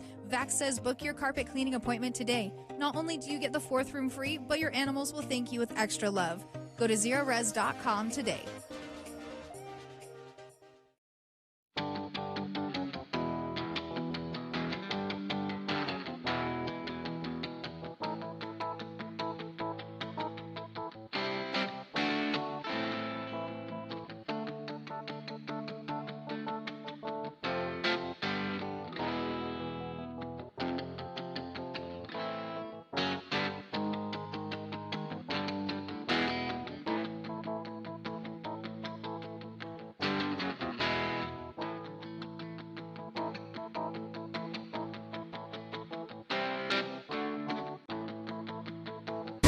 Oh, 7:25 right now. Time for Big Boy News and Opinnuendo. But first, Boner of the Day. 3 news stories. These are examples of bad, stupid, or funny human behavior, and you will decide with your vote. Of these 3 candidates, which one is the worst? Which one deserves to be Boner of the Day for today, November 18, 2025? We'll give you 2 candidates now, a third after the news. Once you've heard all 3, you will vote. One of you lucky random Boner voters will receive. Can't buy it, gotta win it. Radio from Hell Boner t-shirt. Here's Boner candidate number 1. This is how much I hate shopping with my wife. People underestimate just how much a lot of men hate being dragged around shopping malls by their wives and girlfriends. Some would do almost anything to avoid it, as evidenced by a rather amusing piece of news from Mother Russia. Last month, police in Krasnoyarsk, some town in Russia, in Krasnoyarsk, I think it is, Krasnoyarsk, reported a bizarre case of a local man who allegedly damaged his own car to fake a carjacking just so he didn't have to go shopping with his wife. Wow. The incident reportedly took place in April, but the regional police only disclosed it to the press recently. A woman called the emergency number to report that her husband's Toyota Corolla had been stolen from the parking lot near their home. She later called back to report, we found the car. It was on Odadska Island, which is part of this town, Krasnoyarsk. When police arrived to inspect the stolen vehicle, they found signs of forced entry and a damaged ignition switch. But after interrogating the husband, officers began to suspect that he wasn't quite telling them the truth. The more they pressed, the less his story made sense. And after analyzing all of the evidence, the police concluded that the man had staged the carjacking as an excuse to get out of shopping with his wife. Despite having no criminal record, the man now risks spending time behind bars for his stunt. Criminal case has been opened up against him. He damaged his car and moved it to another location so he didn't have to go shopping with his... Honey, I can't go shopping with you. The car has been stolen and hijacked. Boner candidate number 1. Here's boner candidate number 2. I was multitasking. It's Missoula, Montana. James Howard rear-ended a Volkswagen on a Missoula roadway Thursday evening while attempting to urinate into a Budweiser beer can while driving his Chevy Suburban. A highway patrol officer... A Gatorade bottle is much easier to do that with. A highway patrol officer found Mr. Howard holding the beer can, which he said contained urine and not beer. And when questioned, Mr. Howard explained that he had rear-ended the vehicle because I was trying to pee into this can while I was driving. Mr. Howard showed signs of intoxication with slurred speech and wet pants. Howard stated that he had more than a couple of DUIs and he wasn't supposed to be driving. His blood alcohol was 3 times over the legal limit. Boner candidate number 2. I was multitasking. Coming up in a moment, boner candidate number 3. It's the MABA, Make America Bland Again movement. Yes. Boner candidate number 3 coming up after this. Big boy news and opinioendo brought to you by Excel Automotive Repair, commuter vehicle repair specialists, Asian and small domestic vehicles, dealership quality service at independent shop rates, located at 33rd South 290 East. To make an appointment, go to excelautomotiverepair.com. Well, this Netflix documentary, Being Eddie Murphy, lots of interesting things coming out about it. He says, Eddie Murphy says that when he was 21 years old, the star of The King and I, Yul Brynner, invited him to come home for what Eddie Murphy was pretty sure was meant to be a sexual encounter with Yul Brynner's wife. Nobody had as much fun as we had in the 80s. Nobody. Murphy prefaced his story saying, my 21st birthday party, I had at Studio 54. Yul Brynner was there with his wife, and he was like, how would you like to go back to my apartment with my wife and I and party? Eddie Murphy politely declined, saying, no, I'm cool. But he says it wasn't until years later he had a better understanding of the full request. I got older and I was like, wait a minute.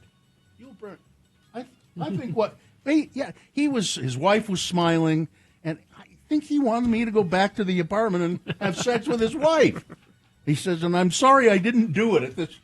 He said, I'm sorry I didn't do it? He says, now I wish I would have went. The story would have ended better, Yeah, I went back to Yul Brynner's house, and, while he was watching, it was, okay, Eddie. I think it's actually pretty funny story, and I bet it's absolutely true. Let's see. That's our good friend Donald Trump escalating his war with the press. Yep. Snapping quiet piggy at a female reporter who attempted to ask about Jeffrey Epstein files during a gaggle aboard the Air Force One. The remark, which was captured on the White House released the audio of it. They don't care. Shows Trump turning toward an off-camera female reporter and saying, quiet, piggy, while waving a finger in her direction. CBS News' Jennifer Jacobs later identified the reporter as being from Bloomberg. Pig is sometimes what? Why is that? Here's what this. Who wrote this? This is from the Daily Beast. Pig is sometimes used to imply a woman is unattractive or bothersome. Thank you for. I was unclear. It's a Chat GPT. That's got to be. The diminutive piggy makes it sound even more infantilizing. It fits with Trump's previous gendered insults of women. Well, that's true. Trump has variously described television personality Rosie O'Donnell as a fat pig, a slob, and an animal. And this story, you've heard this one before, but Miss Universe Alicia Machado, who won the title when she was 19, while Trump co-owned the organization, has also described how he would aggressively bark at her, sometimes calling her Miss Piggy because he thought she was overweight. You look ugly, Miss Piggy. Yeah, that's our president. That's the guy. They indicted me. He's classy. And so kids, he's someone to aspire to be like. So this whole thing with Jeffrey Epstein's brother, making references that Donald Trump was having, with Bubba. So Jeffrey Epstein said his brother,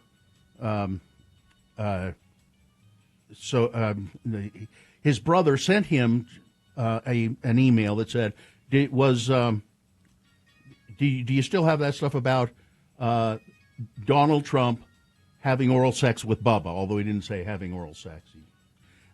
Well, his brother is now trying to, his brother's name is Mark, is trying to clarify all of this. He says no, Bubba was just a name for a country bumpkin. I wasn't thinking about Bill Clinton at all when I sent that. It was meant to be a humorous exchange, he said. I don't see the humor in it, but he said, no, it wasn't Bill Clinton.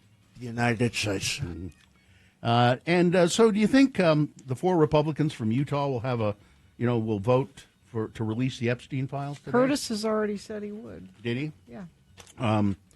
Blake Moore said, as Congressman Moore has said, since July, he supports transparency while protecting information of victims and innocent individuals. He has supported the Oversight Committee's diligent work to issue subpoenas and release documents, and he believes this step will augment that work while protecting victims. So I guess he'll vote for it as well. Burgess Owens will say, "What am I supposed to do? Will someone tell me what I'm supposed to do?" Yep, and he'll vote yes. And Celeste Malloy will say, "Oh." I think they'll all vote. Well, they've been talking behind, secretly, and the whole thing is, hey, look, if we vote no, our constituents at home are going to be very upset. Mm-hmm. What are you going to do to make it okay for us to vote yes? So they've been spending hours and man hours, pulling Trump's name out of the stuff that they have and destroying evidence, and then Trump finally said, yes, it's okay now. Everything will be fine. Everything's been redacted? All right. Don't worry about it, because there's another investigation that's going on, and it means we won't have to release it because there's an investigation going on. It'll slow you down. Just keep stalling and stalling and stalling until the election, and everything will be fine. All right, let's move on to murder. We go to the murder desk. Gina Barberi with a morsel of murder. South Carolina triple murderer Stephen Bryant ate his final meal before being executed by firing squad. And Bill, you were surprised that there were other states still using the firing squad. Bryant, 44, was pronounced dead at the Broad River Correctional Institution in South Carolina on Friday. He had chosen execution by firing squad over lethal injection or electrocution, all 3 of which are legal in the state. For his final meal, Bryant opted for a mixed seafood stir-fry, egg rolls, stuffed shrimp, 2 candy bars, and German chocolate cake. The execution was carried out by 3 prison employees. There were 10 witnesses present. Bryant is convicted of fatally shooting 3 people during a week-long burglary and killing spree in the fall of 2004. He first killed a co-worker, burglarized his home, and then 2 days later killed somebody else in their home. Bryant left notes written in blood on the wall. Victim number 4 in 2 weeks, catch me if you can. He also taunted the victim's wife and daughter when he answered the phone, saying the man was dead. So the guy who was killing, he answered it and said he's dead. But to be fair, Bill, I didn't realize there were other states. I thought Utah was the only one. Yeah, but we had one this week. A West Valley woman was arrested and accused of stabbing and slicing her husband and hitting him with glass bottles because he was texting with another woman. Yvonne Hernandez Diaz booked into the Salt Lake County Jail. Investigation of aggravated kidnapping, assault, and other crimes, domestic violence in the presence of a child. On Sunday, somebody called the police to report a domestic violence problem. The homeowner's parents, who live in a mother-in-law suite in the basement, had been arguing since last night, according to the police booking affidavit. On Sunday, the man's children advised him that they were still arguing and they could hear Grandpa calling out for help. When the homeowner went to check on the parents and try and get them to open their door, they could hear his dad weakly saying, "Help, help." Police were called. Officers arrived. They finally got inside, and eventually Ms. Hernandez came to the door. She opened the door. There was blood all around. Apparently, he'd been texting with another woman, and that's what led to all of this. You could just try divorce. It would be a lot easier. The Justice Department engaged in a disturbing pattern of profound investigative missteps in the process of securing an indictment against former FBI Director James Comey. A federal judge ruled yesterday in directing prosecutors to produce to defense lawyers all grand jury materials from the case. That's pretty unprecedented because that stuff's supposed to be just in the possession of the prosecution. But the judge says, no, you guys have screwed this up. The defense should see it. The problems, wrote Magistrate Judge William Fitzpatrick, include fundamental misstatements of the law by a prosecutor to the grand jury that indicted Comey in September. That's because they put this person in there who had absolutely no experience. No. Zero because experience. Anyone with experience, even very Trumpy people, didn't want to do it. There's nothing here. I don't want to be a part of this. Exactly. And the Trump administration has announced a new proposal that would significantly limit the government's ability to enforce laws concerning pollution of water and wetlands. What could go wrong? It's already gone wrong. Yep. All right. Weather traffic. 48 right now. Partly sunny today, high of 57. Overnight low 39. There's a tiny bit of a chance of some showers Wednesday, Thursday, but not much. All that we were predicting to get a lot over the weekend and even into the first part of this week, and it's kind of fizzling out, I'm afraid. We'll stay in the mid to upper 50s for highs. Overnight lows in the mid to upper 30s, it looks like. Traffic, we have a crash northbound I-215 West, 7th North in Salt Lake. Crash northbound I-15 at the Collector, south of 72nd South in Midvale. Crash northbound I-15 off-ramp at 31st Street in Ogden. And a crash northbound I-15 53rd South in Murray off to the right shoulder. You are welcome to text us, whatever you're seeing. I'm just checking to see if anybody sent anything in the last few minutes, and you haven't. But if it's safe for you to do that and you see something you think other friends of the program need to be aware of, please send it to us at 33986. Get a hail of a deal on your next vehicle purchase at Mike Hale Acura, your Utah Acura dealer. Mike Hale Acura, a hail of a car buying experience. Boner candidate number 3, it's the MABA, Make America Bland Again movement. A Trump administration directive targeting political road marking has left places like Lubbock, Texas, helpless to challenge broad new policies. There is a crosswalk in Lubbock, and there are 4 giant pairs of glasses painted on around the crosswalk. You can see it at x96.com/live right now on YouTube. They're in white paint, tidy inside the bounds of the crossing lines. Yeah. For years, they've been a beloved part of the city's quirky downtown and a testament to their native son, Buddy Holly. Oh, who's from Lubbock, makes Texas. sense. The glasses. All right. Are they road murals? Are they public art? Or are they a safety hazard?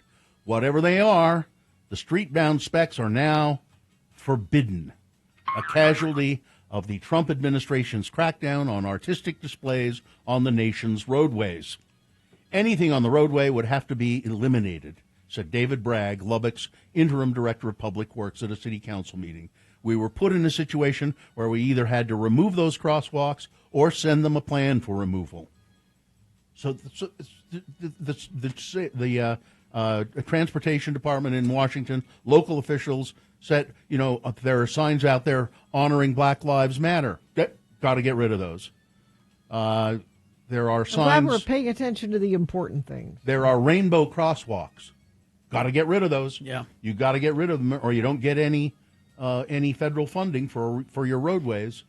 Transportation Secretary Sean Duffy sent a letter to governors urging them to keep the roads free of distractions as part of roadway safety initiative he announced in July. Roads are for safety, not for political messages or artwork. he said in a statement announcing the letter. Boner candidate number 3, make America bland again. Yep. Jeez. All right, let's review the first 2 and vote.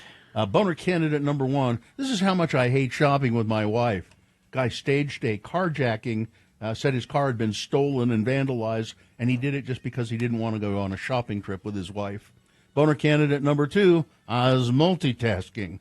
A guy in Missoula, Montana, driving, he rear-ended somebody with his Chevy Suburban because he was attempting to pee into a beer can while he was driving. And Boner candidate number 3, it's the MABA, Make America Bland Again movement. All right, here we go.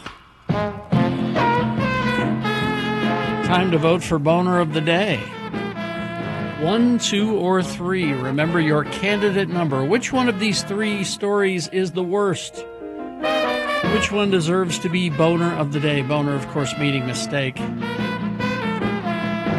Just put that single digit, 1, 2, or 3, in the message of a text, and then text that to 33986. That's one way to vote. Another is just to call Katie in the producer's booth, and she'll take your live voice vote at 877-602-9696. Or you can go online, x96.com, look for the box that says Boners November 18, 2025, click and vote. If you don't see that box, refresh your browser, it'll appear. Click and vote. All right, you got 300 seconds to get your vote in, so let's go. And right after we award the Boner, the phone lines will be cleared out so that you can participate in the innovative radio feature we invented, Hello, Yeah, What? So get ready to call 877-602-9696. Hello, Yeah, What? It's just whatever's on your mind. Call us. Talk to us. All right, let's go. Boner of the Day. Vote. We got an email from our friend, that good-looking Rhett Thomas. Best-looking guy I know. Well, except for Carrie. He used to be on the radio with us. Yep. And checks in with us from time to time. He sends this email of interest, sort of. Hey, friends, you're so good at doing this for babies. Perhaps you could help with a dog. What should we name this guy? We've been fostering him, but we think we'll keep him. That's nice of you, Red. Yeah. Ever since you played John Mellencamp to start the show the other day, I want to call him Mellencamp, and we could just call him Mel. He's a blue heeler cattle dog mix. I kind of like the name Blue, especially since he's mostly orange. Or it could be Rusty. Yeah, I think a lot of blue heelers are named Blue. Don't do that. Don't do that. He said, I'm also completely happy with Doggy McDogface. Thanks for letting me listen. Rhett. And he sent some pictures of the pup, who looks just like a sweetheart. No, I'm not very good at this. Naming dogs? I'm not either. Because I replied to Rhett with my suggestion. Which was what? I said, he looks kind of like a Dexter to me. Mm-hmm. Not the serial killer, but Dexter Riley, Kurt Russell. Mm-hmm. Look it up. And Rhett replied, sad thing is, that's the only name that I won't use. Oh, no. Dexter was my dog of 13 years who got cancer and died earlier this year. Way to go, Carrie. I'm like, wow, I did not do How well. could you know that? I couldn't know that. There's no way you could know that. So might I suggest then, we stick with the Kurt Russell theme, and we name him Jack, which is Jack Burton, his character in Big Trouble in Little China. How about that? You could do Snake. Snake Plissken. Snake Plissken. Except you have to name I think you'd have to call the dog Snake Plissken. Here, Snake Plissken! You'd have to. I had a dog. I'm not good at naming dogs. I've only had a very few dogs, and when I was in high school, I acquired a dog who I named Fred L. Montmorency. That's not a very good dog name. Look up the name of the dog in that Predator movie, the new one. Oh! Because it looks He kind of looks like that, huh? Predator. I just realized looking at the picture. Oh, yeah.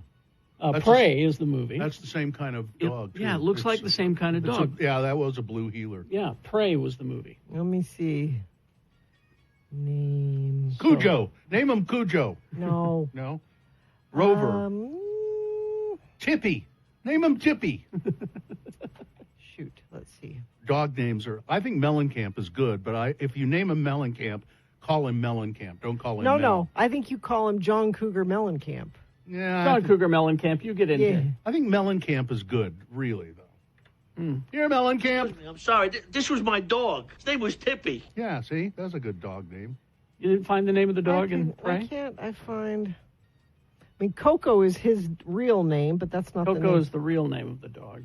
Sorry? Is it Sorry? Sarii? Sorry? I think so.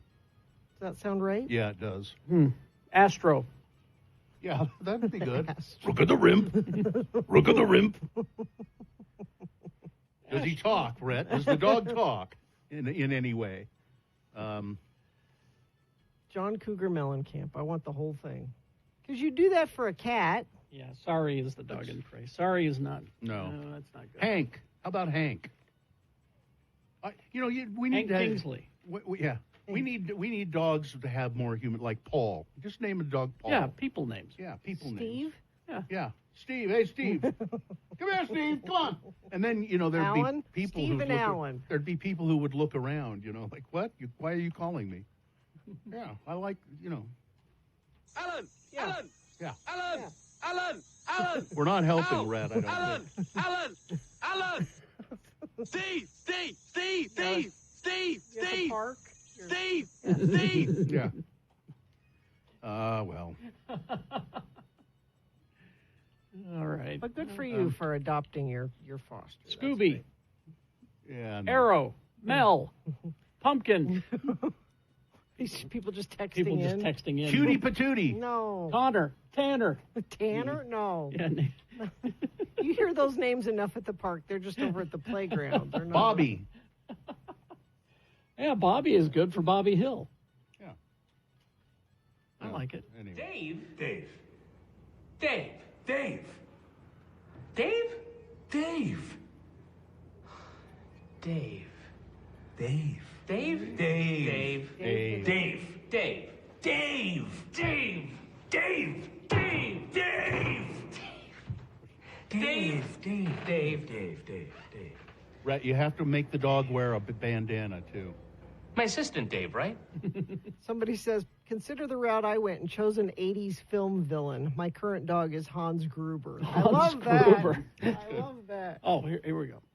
Dog Cougar Mellencamp. Thank you, Texter. All right. That was not helpful at all. No, sorry.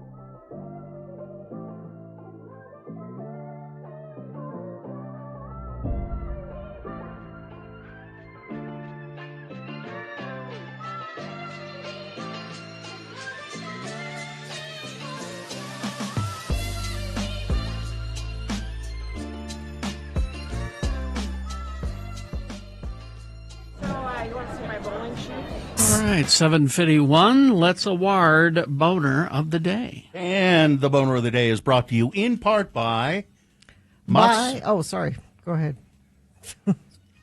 I was going to say what you had for dinner last night. What did I have for dinner last night? I don't know.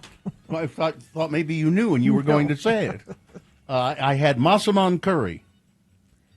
And Black Velvet Boutique, offering fun, sexy gifts, adult toys, lingerie, and expert advice. Black Velvet Boutique, open 7 days a week, 595 South State Street in Clearfield. Well, so I thought these boner candidates were a little lighter than normal, and I thought they're probably not going to get a lot of votes. They all got a lot of votes. They did, yes. Boner candidate number 1. This is how much I hate shopping with my wife. That came in third with 60 votes. That's quite a large number for the third place. Number 2, boner candidate number 2, I was multitasking. That came in second with 88 votes. But the winner, boner candidate number 3, let's make America bland again, the MABA movement, 244 votes. It is boner of the day. There you go. Kind of try turn everything in. Remember when we went to Russia and how just sort of gray everything, most of it was. Yes. Kind of gray. And, Yeah. And not a lot of artifice. And, bland. Well, he really doesn't want those rainbow crosswalks. Yeah. And so in order to have that accomplished, he can't have any colorful crosswalks. Got to make everything bland. Everything, And he does it under the auspices of safety and distraction. He didn't care about that. No, that's the last thing on his mind. He's using that as an excuse to get rid of the rainbow crosswalk. Speaking of things on your mind, what's on your mind right now? Oh, wait, you mean? Hello, yeah, what? That's it. 877-602-9696. That's the number. You can just anything. Well, it's hello, yeah, what? It's a very innovative radio Hello, feature. yeah, what? We were at the forefront of talk radio, I think. Don't you Well, think? we're sort of to blame. Yeah. Well, I didn't want to put it that way, but Yeah. you're right. 877-602-9696. It's open phone forum. That's You essential. can call us and talk about anything you like. Yeah. Questions, comments, criticisms, or jokes. Your voice on the radio, talking to people, driving to work, driving to school, at home, listening on their other devices. Your voice coming out of there right now. You can promote something if you'd like. You can state your how often does somebody say to you, you have 2 minutes to state your opinion? We're interested in your opinion on things. Is Jimbo Hedden, America in the Morning. 877-602-9696. It's hello, yeah, what? Hello, yeah, what? Hello, yeah, what? But if no one calls, then we don't, need to give we them a don't do minute. it. It's all right. Give them a minute. There's a bit of a delay, and now they're dialing, and now they're trying to get through. You think? No, No, I don't think so. Dialing. Nobody dials. No. Yeah. You don't dial anymore. No. What do you call it? You enter the number. Yeah. Enter the number. Enter the phone number 877-602-9696. You don't get busy signals anymore either, do you? Oh. Oh, yeah, no, Do you you? can. No. No, it goes right to voicemail. It'll go to a voicemail. Do we have a voicemail here? I don't know. If I all don't our know. lines are full and I doubt it. No, there's no voicemail. It'll just keep ringing. All right, so there's somebody. All right, Casey is here. Casey. Hi, Casey. Hello, yeah, what? Now, Casey, I want you to set a good example for everybody, and then maybe people will start calling. So what did you call us for? Well, this is Basie Casey. Good morning, Lord. Okay. And as usual, just letting you guys know about Hulk Hogan show this week. We're playing at Bar Named Sioux State around 9:30, 10 o'clock. We'll be playing the whole night. tonight? No, Friday. Friday. Okay. Friday night. 21st. At a bar named Sue, On State Street. which is on State Street. Folk Hogan. Yeah. All right. Are you getting good crowds? Decent. It's been kind of I don't know. It's been a little sparse in pretty much all the bars we've been playing in. So Well, you know what you know what I would suggest? Play better, and then more people will come. Write better songs. Yeah. yeah. Yeah. Okay. Little thing. Do you get a piece of the door, or do you get like a flat fee? Yeah. Piece of the door. Yeah. So this is how it- Casey gets paid. Yeah, it kind of depends on where we're playing. Some places will just give us a flat fee, but other places, cut of the door. Well, I'm just joking with you. You guys are pretty good, and so I think hang in there. All right. Oh yeah, nothing wrong with a little, criticism here and there. No, I was Constructive. just kidding. But it does help to play better. It really does. It absolutely does. Yeah. All right. All right. Thanks, Casey. We'll see you later. Maybe we'd have more listeners if you were better, Bill. Maybe that would happen. Listen.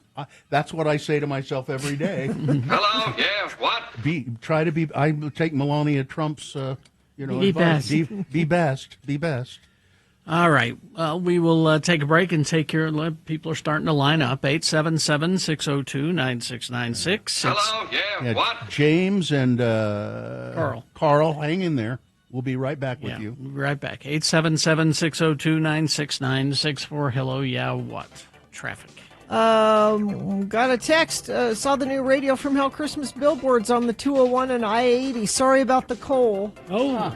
Yeah, I don't think I deserve coal. No, that's good, clean Utah coal. Yes. Oh, it's a present. They clean the coal, Dina.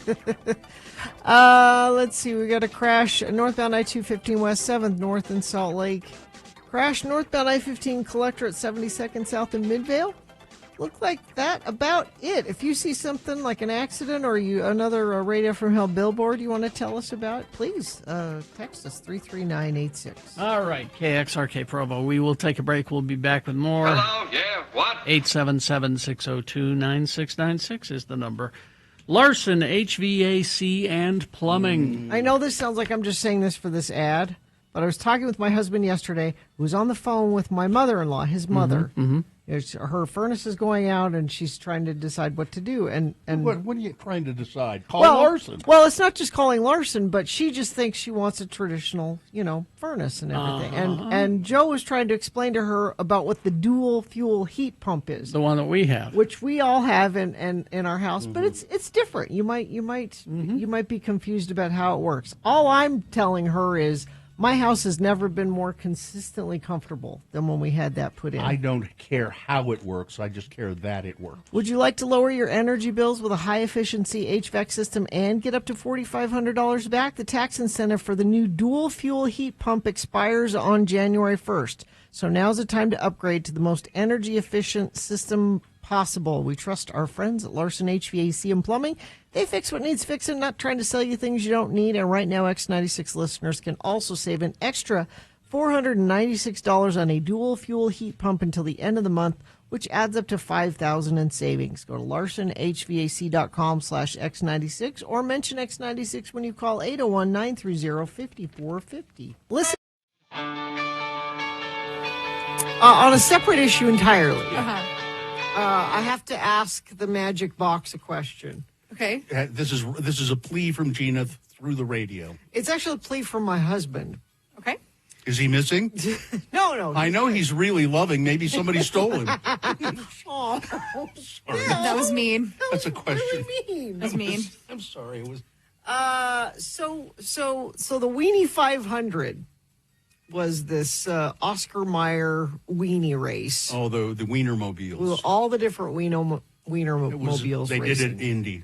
And they named each Wienermobile after a specific hot dog recipe. Okay. So like a Chicago dog. There are 6 of them, chili right? dog. Yeah, all 6 be. So because of this, my husband has decided he wants to make all of the different. What are you going to do? So what's your plea? Well, so the first one he wanted to do was the Chicago dog. Right. I just had one of those. Which is a poppy seed bun. Yeah. Mustard, relish, onion, tomato, and sport peppers. Yeah. So he went to 2 stores yesterday looking for. I don't even know what a sport pepper that was is. my I think question. it's just. I think it's just a pepperoncini. Is that all it is? I think so. Okay, because no, wait a minute. I'm trying to think. The Chicago dog. They look like pepperoni. The Chicago dog I had, it was a small greenish pepper. Yeah. He's asking if people know where you can get. This one says World Market. World Market, you can get sport peppers. Yeah, I would say try World Market. Okay. Maybe, I don't know if you've gone there, and I don't know that this is a part of that culture, but the Chinatown grocery store, the supermarket in Chinatown, is amazing, and they have all kinds all of the peppers. Stuff. Okay. Well, I just Googled sport peppers near me.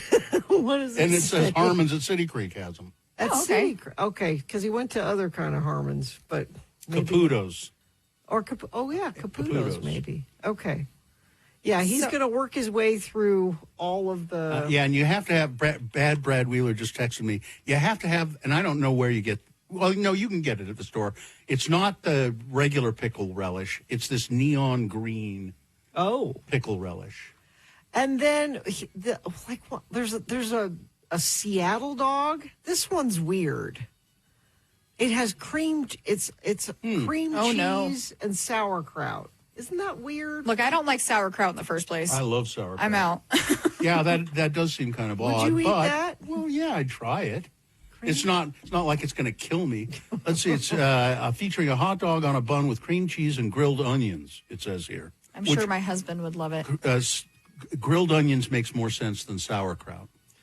Yeah, it just sounds. So how you can do it with grilled onions? Okay.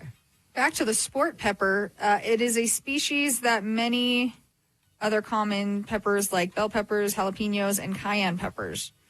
But I'm not even going to try to announce or to say It wasn't species name. Okay. It wasn't hot. It was just kind of flavorful. Specifically cultivated as a pickled pepper to use often on hot dog sandwiches and a condiment. As a matter of fact, here's a brand called Vienna Sport Peppers for Chicago dogs. Oh, specific, yeah. You can Because the Vienna sausage is the. Those are the little. The Vienna. No, Vienna beef though is. Yeah, they're all over the Chicago. Dog, the actual hot dog. Also, Bill, to answer your question, it says, are sport peppers and pepperoncinis the same? They are not. They're not. They are not the same thing. No, they're not. No. The Vienna beef dog is the. So you can order if you can't find them, you can order all of that stuff on Amazon, even the Vienna beef dog. Okay. Yeah.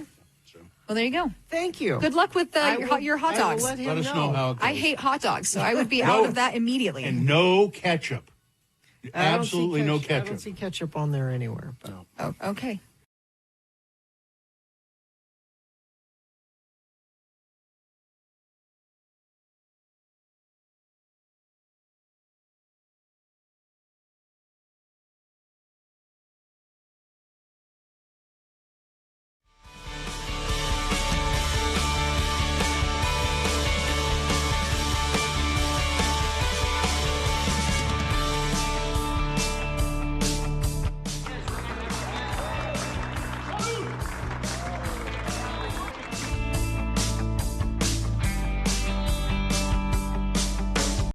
Luke texted in from Ogden. Says, hello, yeah, what? How does that work? Where you need to call, Luke? 877-602-9696. That's the number you dial from Ogden. You don't dial it, though. You enter the number into your phone. Hello, yeah, what? But keep in mind when you call in for... Hello, yeah, what? We're still having some issues with the phone. If you get put on hold and it hangs up on you... Just call back. Call right back. All right. For some reason, our hold button is faulty. Oh, that looks like what James did. Yeah. Yeah, there we go. Let's go to Carl here. Carl, hi. Hello, yeah, what? Where are you calling from, Carl? What's up, Lord? Yeah, where are you calling from? Sunset City, Utah. Okay, what's up? So on the 29th of this month, I own the only tattoo shop in Sunset, and we are doing a food drive where basically you bring in 5 cans of food, a turkey, and all that's going to be donated to the food bank, and you'll get a free tattoo. Oh, yeah? Nice. That's nice. That's nice. Yeah, so what's your shop? It's called Artist Made Tattoo. It's on Main Street over in the middle of Sunset, right over by the Animal ER. Okay, good. All right. That's a great thing to do. So Thanks. nice of you. Thanks for doing that. Yes. Yep, no problem, guys. Thank you for answering. Yeah. Thank you. All right. See you later. Let's go to James now. Hello, yeah, what? Hi, James. Where are you at? I'm in West Valley City. Okay. What's going on? The other week when you said lightning doesn't strike your car because the rubber on the tires insulates you from the ground, not really correct. Okay. What really protects you in your car is something called the Faraday effect. Lightning would rather go through the metal in your car than through you. Oh, So being surrounded by the steel cage, it'd rather go through that than to the ground. Okay. I've always heard it had to do with the tires, but I've been in a car that's been struck by lightning a couple of times, and it's quite spectacular. Wait a minute. You've been in a car struck by lightning a couple of times? A couple of times, yeah. Once when I was really little, and my brother and I were waiting in the car outside our house for our parents to come out, and there was a storm, and I looked out the back window of the car, and a big bolt of lightning came down the driveway and hit the car. which was and it was quite spectacular.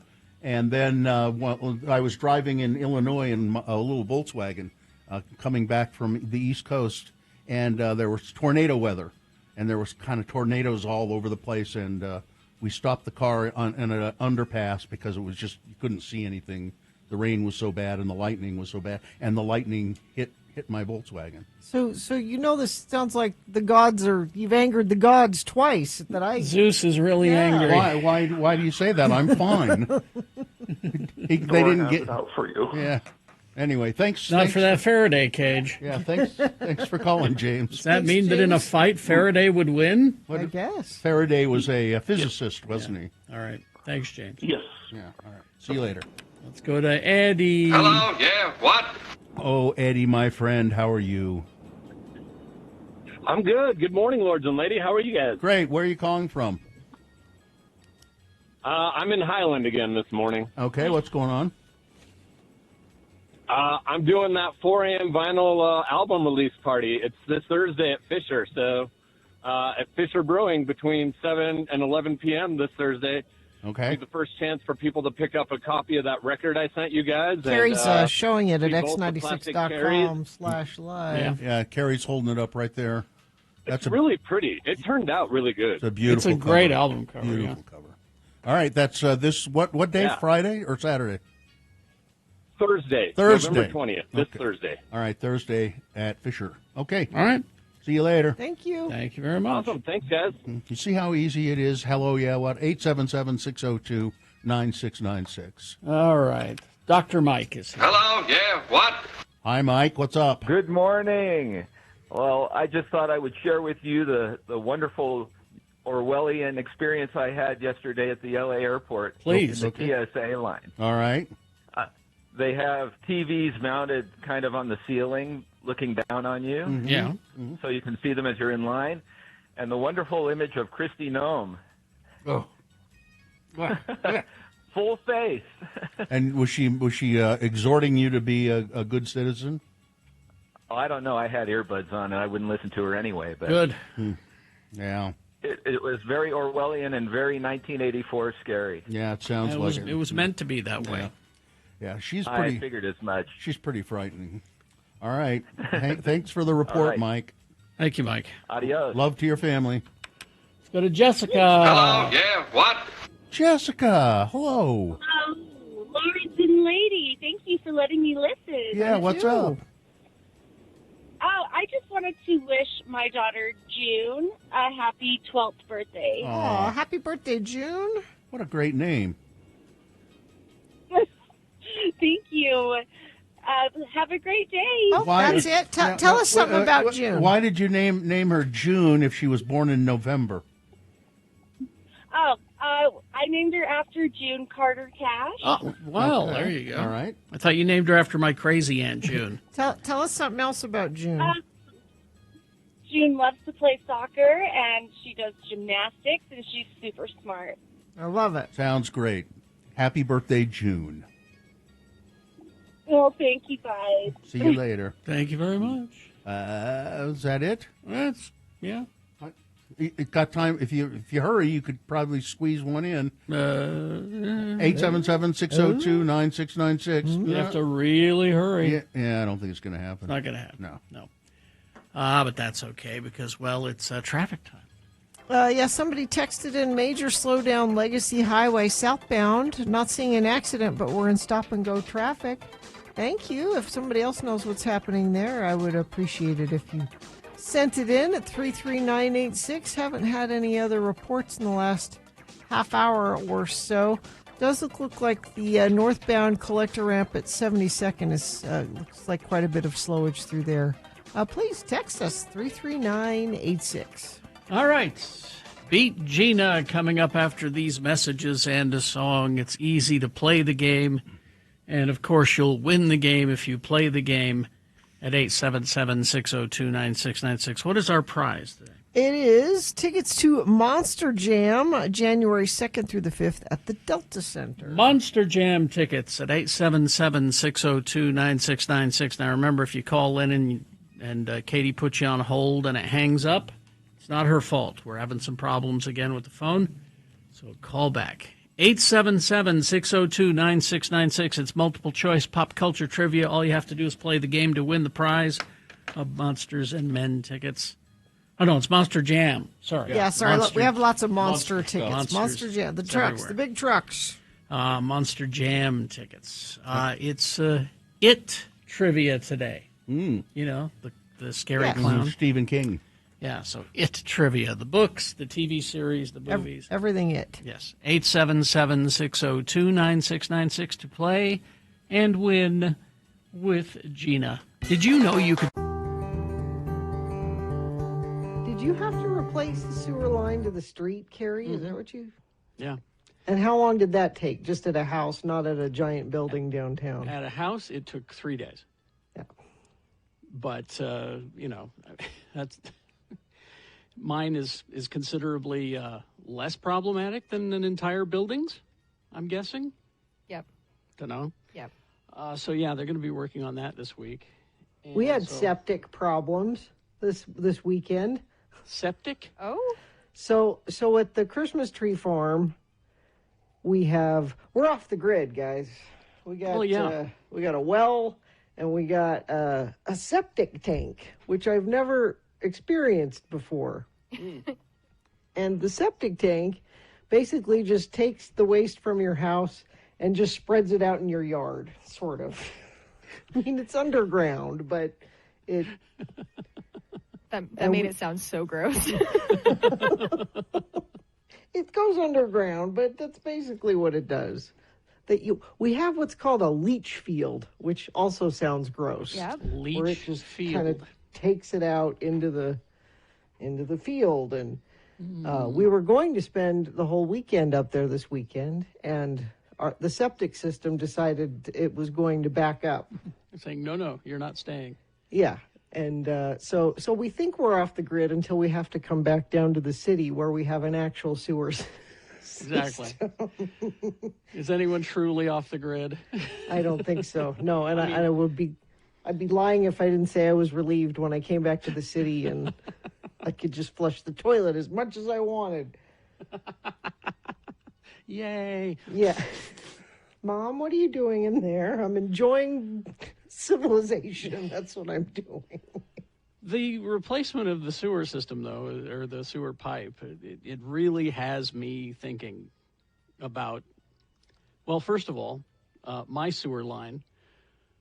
It's amazing what you learn from the plumbers. You sit and talk to them. Mm-hmm. It was terracotta. So it was old. Yeah. And I'm like, who thought that was a good idea?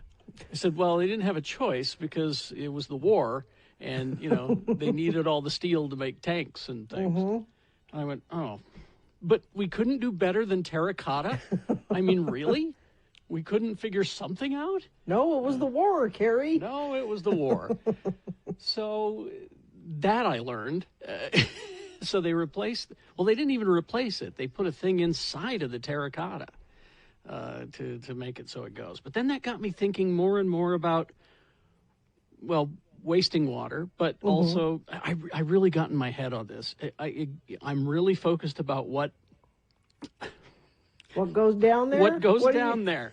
What is going down there? Are you going to stop using wipes? Is this where this conversation is going? I have. Oh, Carrie. I have stopped. You were the one that won me over to wipes. Oh, and I still love them. I don't flush them. You have just like a separate trash for them or something? Yes, I have a sealed trash and I don't use diaper them. Genie. You need a diaper genie. It's like a diaper genie. You don't use them for the whole job, just the clean end up of the at job. the end? Yeah, the end of the job is when you use the one and then you put it in the garbage thing and it seals up. And how long? You did not alert me to this, because the whole reason I use wipes is because you told me to do it. You're supposed to tell me when we pivot. We're pivoting? Are we? Okay, we're pivoting. I'm telling you now that you need to stop your ways. And and it's not even, people, this woke liberal. No, it's all about being a homeowner and, having Clogging to do up. that again, Yeah. That's what it's all about. Plumbers do hate the wipes. They say they yeah. clog things up. This is the biggest thing that scares me about owning my own home, is Oh. having to deal with this kind of thing. Welcome to it, Katie, because right over here, there's some paint that's blistering right over here. That's, and it's reasonably new paint. It's when I built this studio. But for some reason, I got some kind of a moisture situation here and over here. Where that's coming from, I don't know. But Katie, when you rent, you call the landlord and Exactly. say, the paint's peeling, take care of it. Yep. The And he toilet's says- backed up, take And care that's of it. and that's when the landlord will say, "I'll ignore that till next year." Until I get really, really annoying, and I'm really good at that. Yeah. But you don't have to pay for it, is the No, thing. I got a new dishwasher last year. It was great. Oh, yeah? Yeah, because mine was rotting, and it had metal pieces that were, like, rusting inside the dishwasher. It was just lovely. Is that true, Sue? Oh, she's just sending me a disturbing message. What? She says, I don't flush my bamboo toilet paper. But the bamboo's supposed to be better. It's supposed to Yeah. break down better, so I would think you'd be fine. What do you do? Does that go in the diaper genie, too? I guess she is, yeah. She's got her trash can in there. I did invest in a bidet, and I didn't care for it, okay? Because people always, it's the cult of the bidet keeps showing up all the time. Whenever this is discussed, the cult of the bidet show up. Because you're still wet. Yeah. You still got to use toilet paper, right? Yes. You got to tidy up still. Unless you want to sit for like an hour with the air dryer on it. Mm-hmm. Now see, here Have you comes the ever cult. been? Yeah. Have you ever been washing dishes, and there's like a little piece of food in the sink, and you get the sprayer, and you keep hitting it, but it won't go down. It won't go down, Uh-huh. so you finally have to take your hand and go, okay. The bidet. Well, right? It's the same technology, basically. Essentially, yeah. But you can't see to make sure everything is happening. Yeah. Let's see. Here's Right? The bidet cult again. Let's see. Demetra in the chat room says, we had big sewer problems in the building that I was in at one time. Let's see. I had to get mad at my son after needing to call a plumber twice because he was flushing Q-tips. I had a girlfriend who used to do that. She said it was fine. No, it's not. It's not fine. It's like putting sticks in your toilet. Exactly. In Greece, they put all toilet paper in the garbage. Yeah. That's where we're at now. Oh, a lot of European countries. Carrie, you think your terracotta sewer is old. Mm-hmm. Try Europe. Oh, yeah. Who knows what their pipes are made out of? Oh, one of my favorite things was we went to this cafe in Paris and went to the bathroom, and it's just there's a hole in the ground. Mm-hmm. I mean, it was a nice tiled hole, but it was a hole in the ground. And you had to... It was a nice tiled hole. Yeah, you had to crouch down over it. Let's see. This is why I Imodium when I'm traveling. No, That's so bad for you. I know, unsafe, but I'll Gina. deal with it when I get so home. bad for you. My goodness. Plus, doesn't your stomach start hurting after that? Like, Well, it depends on how long you're gone. It's a couple days, you're okay. But this has been Poop Chat. That's what's happened I was going to here. say this. Here's another one. My trip to Nicaragua showed me you don't flush anything. All paper and other items go into a sealed trash can. Only water and waste in the pipes. That's where I'm at right now because of all this work that I had done. I'm concerned about even just, my shaving scum. Because I shave in the shower. I'm sure that's fine. I don't know. I can't help but feel like it's just gathering, See, but then you have dogs like Vaxeldan who sheds in the bathtub, and so what do you do about that? And I'm meaning to ask my groomer about this because, she's getting some repairs done while her arm is healing. And she says, I'm having some of the plumbing taken. And I wanted to say, how often does it get clogged with all those with dogs? dog hair, yeah. Because I know Ripley alone sheds like crazy, and plus all the other dogs that you've got in here.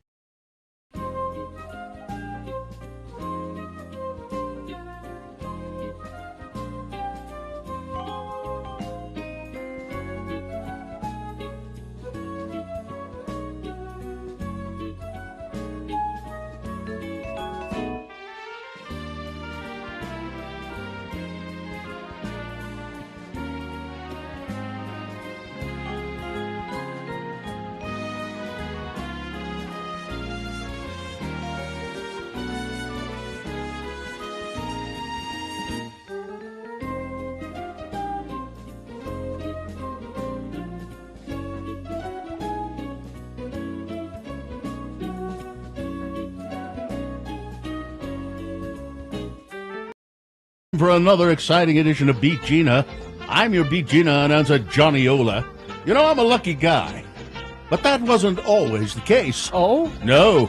At one time, Johnny O didn't have any luck at all. Really? Are you unlucky? Are you the girl whose dreams never come true? No. The man who success passes by? Yeah. Well, now you can do something about it, Oh. just like I did. How? Order the age-old symbol of Irish luck, the Lucky Leprechaun, cast in the original good luck mold from gleaming solid silver or gold. This leprechaun pendant can now be yours. Test his magnetic power under our money-back guarantee. Really? It will be airmailed to you overnight from Ireland with complete free history and guarantee that your luck will improve. Guarantee? Send now. Only $3 for silver, $10 for gold, $15 for 14-karat gold. Oh. No CODs to Silvercraft Limited, 108 Albert Walk, Bray, Ireland. Huh. Your luck will guaranteed. change. Guaranteed. I think we all need one. Well, and now we're all in luck because here is our host, Mr. Lucky himself, Kerry Jackson. Money back guarantee, huh? Yeah, your luck will change. All right. Might as well spring for the $18 Sure. version. If it's that sure. Mm-hmm. Plus, it'll mean my luck comes faster. Yeah. Right? All right, the randomizer has picked a contestant. You'll be playing against Chris today. Chris, are you there? Yes, I am. Can All you right. hear me? Yes, Chris. We're going to toss a coin to see who goes first. It will give you the advantage in the game if you call it correctly. Heads or tails? We'll go ahead today. Let's see what happens. It is tails. Sorry, Chris. That means Gina goes first. You're going to have to work for these Monster Jam tickets. They're coming January 2nd through the 5th to the Delta Center. All of your information is available at monsterjam.com. All right, Chris, because Gina won the coin toss, she goes first. Multiple choice pop culture trivia. First question is for her to answer exclusively. If she gets it correct, she gets the point. If not, oh, Chris, I hope you were paying attention. I'll ask you the same question. And if you answer it correctly, you'll steal Gina's point away. And we'll do that until one of you has 3 points going back and forth. Because it was released in 1990 on this day, it's It trivia. Okay. The books, the All movies, things TVs, the show, all of it. the children's All YA novels, all of it. the pop-up books, the Coloring books. plush toys, anyway, all of that's here we go. First question, Gina. Okay. In the 1990 movie It, Yes. the scenes in the sewer were filmed where? Was it 1, the living room of Don Jr.'s Coke dealer? Could be. Was it 2, the Ninja Turtles hideout? Was it 3, the Tunnel of Love ride at the Kennywood Amusement Park in Pennsylvania? Or 4, in a steel mill? See, number 3 is way too specific, which makes me question it. But also, not number 3. Boy, I knew it. Oh, I hate it when you do that. So much hinges on this, too. had the So answer. much. You get a chance to steal there, Chris. Chris? Okay, I think it's number 4. Steel mill. Mm-hmm. A still mill? Still mill. The still mill. Still All mill. right. That's a point for Chris. I And- overthought it. I hate it when I overthink. All right, Chris? I wish you would do that with other things, though. Chris, this is a hard one. In the book, It, what does Ben Hanscom's mother give him when the murders start happening? Is it 1, a Casio? Is it 2, a Timex? Is it 3, shower curtain rings? Or 4, a membership in the Jelly of the Month Club? I think it's number 1. A Casio? No, that's planes, trains, and automobiles. A Seiko. Well, no. Oh, it was a That- Seiko, wasn't it? Yeah. Oh, okay. Sorry. Never mind. What's your your steal answer? Shower rings. What? That's planes, trains, and automobiles. Right? Are Johnny- you going to answer the question Johnny, about it? I need a ruling. No. Is she answering the question? Yes, Johnny? that was her answer, and it's not correct. The Timex. The Timex. Yeah. Yeah. So it's one to nothing. He said. No, he said a Casio. He said a Casio. Oh, okay. I'm confused. Gina, so you need to pay attention. Okay. Otherwise, So Chris much hinges on this. will steal away your prize. So it's 1-0, Chris's favor, and I think it's Gina's question. Yes. Gina. Yes. Bill Skarsgård admitted that he was so into his performance as Pennywise the Clown that he would have constant what? Is it 1? Side effects of playing Pennywise may include nausea, joint stiffness, sore throat, moderate to severe hiccups, weight loss, weight gain, skin rash, and sudden shift in political ideology. Is it 2? The urge to speak backwards, eat chalk, and ride unicycles and other circus-related props? Was it 3? Nightmares during and after production? Or 4? Fits of rage? Nightmares. Nightmares is correct. All right, it's 1-1. Back to Chris. Chris. Okay. What is the name of the river in the canal in Derry? Derry's the town. Is it 1, the River Foyle? Is it 2, the Kenduskeag? Is it 3, the Crimea? River. Or is it 4, Giggle Creek? I have no idea. I'm going to go number 2. Shot in the dark. Kenduskeag. Yeah, there you go. 2 for Chris. Now back to Gina. Gina. I'm going to give you a hard one. Okay. What did Bill name his bicycle? Okay. What did Bill name his bicycle? Is it 1, Chopper? Is it 2, Scrambles? Is it 3, Bluey? Or is it 4, Silver? I don't remember. Chopper. No. That's from Wheelie and the Chopper Bunch. Chris, you could win.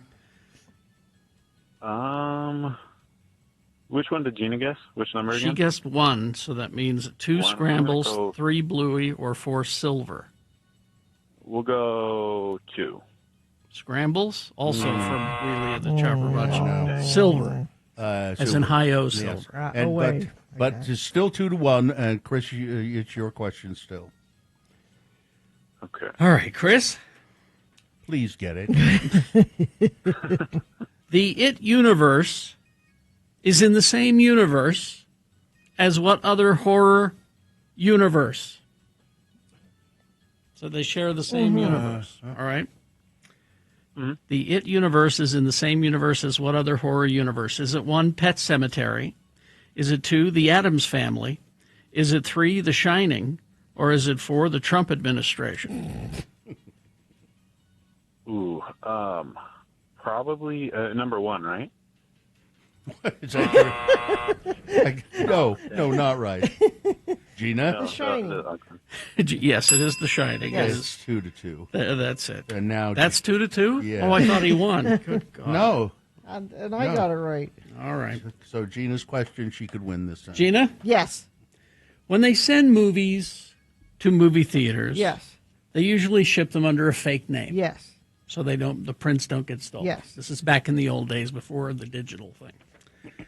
And so they would change the name of the movie on the package so it wouldn't get stolen to trick you.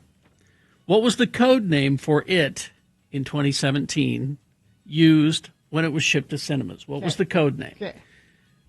Is it 1, Don't Bother, They're Here? Oh, you got that one. You got that one. I thought that was a thinker. Oh, I got that one. Okay. Too. Is it 2, Krusty Breaks Bad? Is it 3, Pagliacci? Or 4, Pound Foolish? So Pagliacci's a clown. I'm going to go Pagliacci. Ah! You can win. Chris, you can win. Say the right thing. Okay. We'll go 3. No, say 4. That was Gina's. Say 4. I mean, 4. I meant 4. Pound Foolish. Pennywise. Penny for pound. Yeah. Pennywise, Pound Foolish. All right. That was a painful Boy, one. I nearly ran out. Listen, I've got to go. Mrs. Zola says I can get lucky. Well, you won those Monster Jam tickets, fair and square. Yes, hang on the line and we'll tell you how to get those tickets. All right. Big Boy News now, brought to you by... Why spend stupid ticket prices for concerts when you can experience great live music for much less at Salt Lake's coolest, most intimate venues? Don't miss indie darling Nico Case Wednesday, November 19th at Eccles Theater. Get tickets at thestateroompresents.com. And the Louvre Museum security is again under scrutiny after pranksters outsmarted the museum security and placed a painting in the same room as the famous Mona Lisa. A Belgian duo, Neil and Cien, have gone viral for sneaking their own created painting into the Louvre just weeks after that historic heist. The pranksters placed their painting in the same room as Leonardo da Vinci's famous Mona Lisa, one of the best-known artworks in the world, and left it unnoticed by security.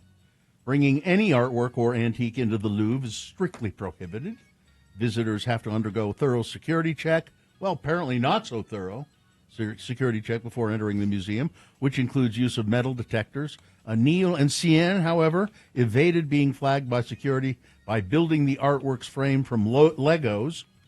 On October 19th, this is a recap of the theft of the jewels. By the way, have they found those? They think that there were 3 people, and they found at least 2 of them. 2 of them. But the jewels. I haven't heard anything about the jewels. I'm not sure. I don't think they've recovered the jewels. These 2 people, Neil and Cien, who are artists, decided they would see if they could sneak a piece of artwork into the Louvre after this is security, and they did it. I don't know what's going on there, and it doesn't say anything here about whether they've recovered those jewels or not. I don't think they have. I haven't heard anything about that. All right, so this is interesting. Conservative commentator Charlie Kirk, was at the Utah Valley University where he was shot and killed. Well, when students at that school asked to host Kirk on campus, they didn't really provide any information to indicate that it would be much of a significant event. On a request form, when asked if there would be any high-profile attendees or controversial topics, the students answered, "Not that we're aware of." Did they not know who they were bringing? I think they did. I think they knew, but they live in a bubble. I don't think that they wanted people to know, the administration to know. They gave no indication that Kirk was well-known debater who previously said everyone should be allowed to say outrageous things. There was no mention that he typically touched on hot-button topics, including race, religion, and the LGBTQ community and gun rights. I find it hard to believe that the they wrote on the form. I know, but I find it hard to believe that the management or of UVU didn't know who Charlie Kirk was. Students wrote on the form. Students are able to ask Kirk any question, but the topics usually lean toward culture, American values, and freedom. They also estimated a far smaller crowd, about 600 people, rather than the 3,000 people who ended up attending. And they said they didn't think that they would need any emergency medical services or staff or EMS on the scene. Those details come from the initial documents the students submitted to UVU to request that Kirk appear there as part of his American Comeback Tour. Kirk was fatally shot on the campus shortly after his stop there. There are redactions that block some information, and the school refused to answer any questions about the request form, including whether campus police reviewed them ahead of the event. The Salt Lake Tribune said, "Well, what's your response?" Apparently, they didn't have any idea, or they didn't care. Yeah. And we don't know how to Google. A lot of things went wrong that day, said Rob Guilfoyle, the president of the International Association of Campus Law Enforcement Administrators, an organization that sets standards for university campus policing. Guilfoyle said there are ways that universities assess risks and take precautions. With Charlie Kirk, he's somebody who's high profile. They should have known that, and they should have taken precautions. Well, and if they didn't know who it was, they should have Googled. It's free. The request to host Kirk on campus came from UVU's student chapter of Turning Point USA. The Tribune received 2 documents that total 3 pages. Club leaders were directed to fill both forms Fill out both forms. They ask basic questions like how many people are expected, so forth. One form doesn't include a date for submission. The other, specifically labeled scheduling request, shows the club turned it in on July 18, 2 months before the Kirk event. I just think laziness. I don't think they're trying to hide anything. I think it's just. I think the students were not being direct about it. And I think that the whoever is supposed to look over this stuff was just lazy. I think you're right about that. Yeah. But I think the students were trying to conceal things. They didn't want. I don't know if conceal. They were downplaying it. Yeah. I don't think it was. Yeah. I don't know. The city of St. George has to release a settlement agreement that it reached with a drag show after the state's records director ruled that the document was improperly classified as confidential. Lonnie Pearson, the director of the Government Records Office, ruled Thursday that the agreement between St. George and the Southern Utah Drag Stars is not considered private under Utah law, despite the confidentiality clause that was included in the document. So the Salt Lake Tribune wanted to know, how much did this cost the city of St. George? How much did they have to pay out? And St. George has been trying to, hold that information close to the vest and not let them know. Well, they said that they need to release the settlement, release how much it was. So the Tribune will let you know as soon as they know. Excellent. Sports weather traffic. Let's see. Monday Night Football last night had the Cowboys over the Raiders 33-16. In hockey, Utah Mammoth, boy, they started out the season great, and they've just they hit the skids. Is that something you can say about hockey? I don't know. They lost to the Anaheim Ducks in overtime, 3-2. They play the Sharks today at 8 p.m. Utah Jazz, they are on the road against the Lakers today at 8:30. That's your sports. Weather, partly sunny today, high of 57. It's 48 right now. Overnight low 39. About a 30% chance of showers tonight into tomorrow. We had hoped these storms coming through would be a little more productive. Not looking as big as we originally thought. Highs in the mid to upper 50s. Overnight lows in the mid 30s, it looks like. Kind of stays that same pattern through most of the week. Traffic, a friend of the program says that accident 72nd South involves multiple vehicles. At least 2 are disabled and in the middle lanes. Thank you for giving us an update on that at 33986. Southbound I-215 48 South, UDOT's calling it a medical incident.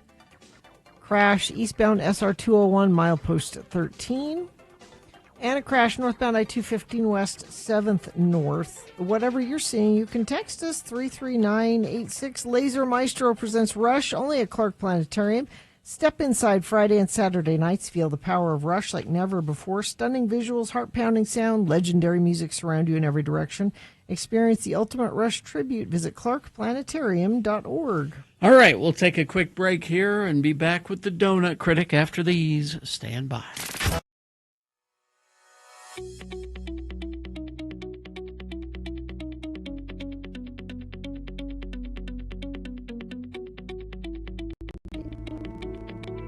He's here. He's back with us. Frank Christ, Reaper, Grim Reaper of Celebrity Souls. And here he is. Frank, you weren't with us on Friday. Now, you know why. Well, you had to park your scooter right next to the bed of, was it Glennis Johns? No, David Soul. It was David Soul. David Soul, yes. And Hutch. Hutch from Starsky and Hutch, yes. Don't give up on us. Give up on us, baby. and tragedy. Yeah. Cindy Morgan. Lacey Underalls. Lacey Underalls from Caddyshack. Oh. And Tron. She was in Tron, too. Yeah, Frank is here. He comes every weekday unless there's a special circumstance like there was on Friday. Frank is here to play a game we call Frank Chris Presents. They're fine. They're just fine. He has given me a list of 4 actors, precious celebrities. And on this list of 4 actors, 3 of them... Well, they're fine. They're just fine. Frank has not taken. But one of them Frank has taken. One of them is dead. And it is the contestant's job to figure out which one of these 4 celebrities has passed. And who do we have? Adam is here. Adam, good morning. How are you? Well, physically, I'm fine, just fine. Yes, thank you, Adam. But on the inside, one of Frank's coworkers has already visited me. Oh, what? What happened, Adam? I'm dead on the inside. Oh, sorry to hear that. Is there a dead on the inside replay? What? Wait a minute. What could Adam? Not in our division.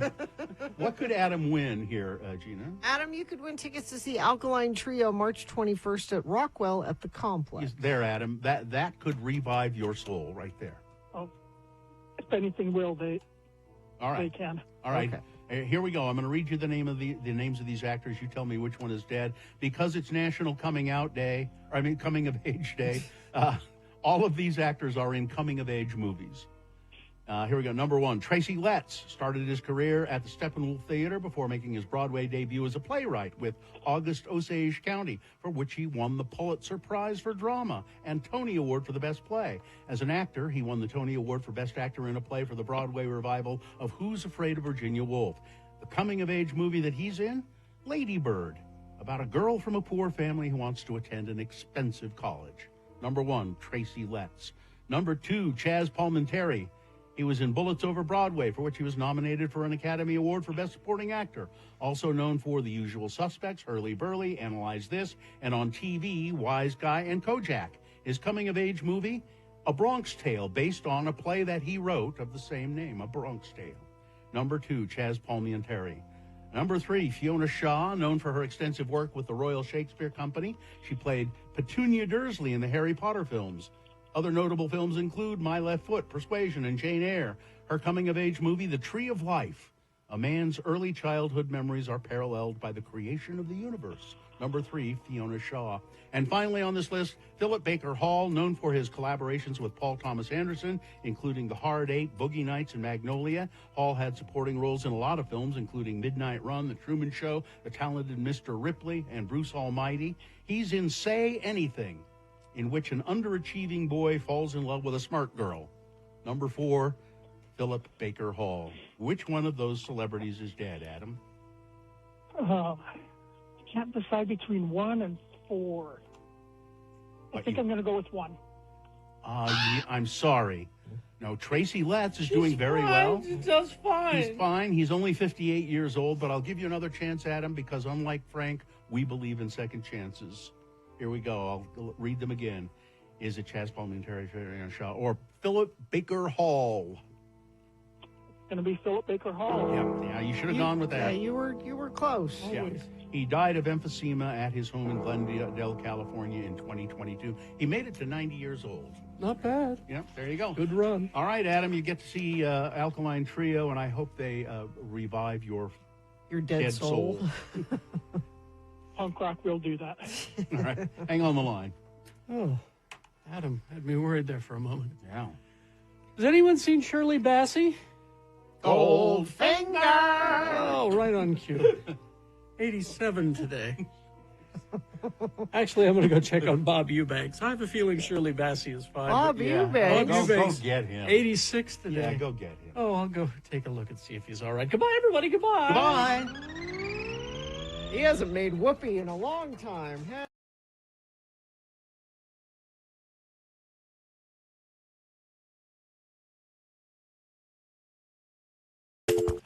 Don't bother me.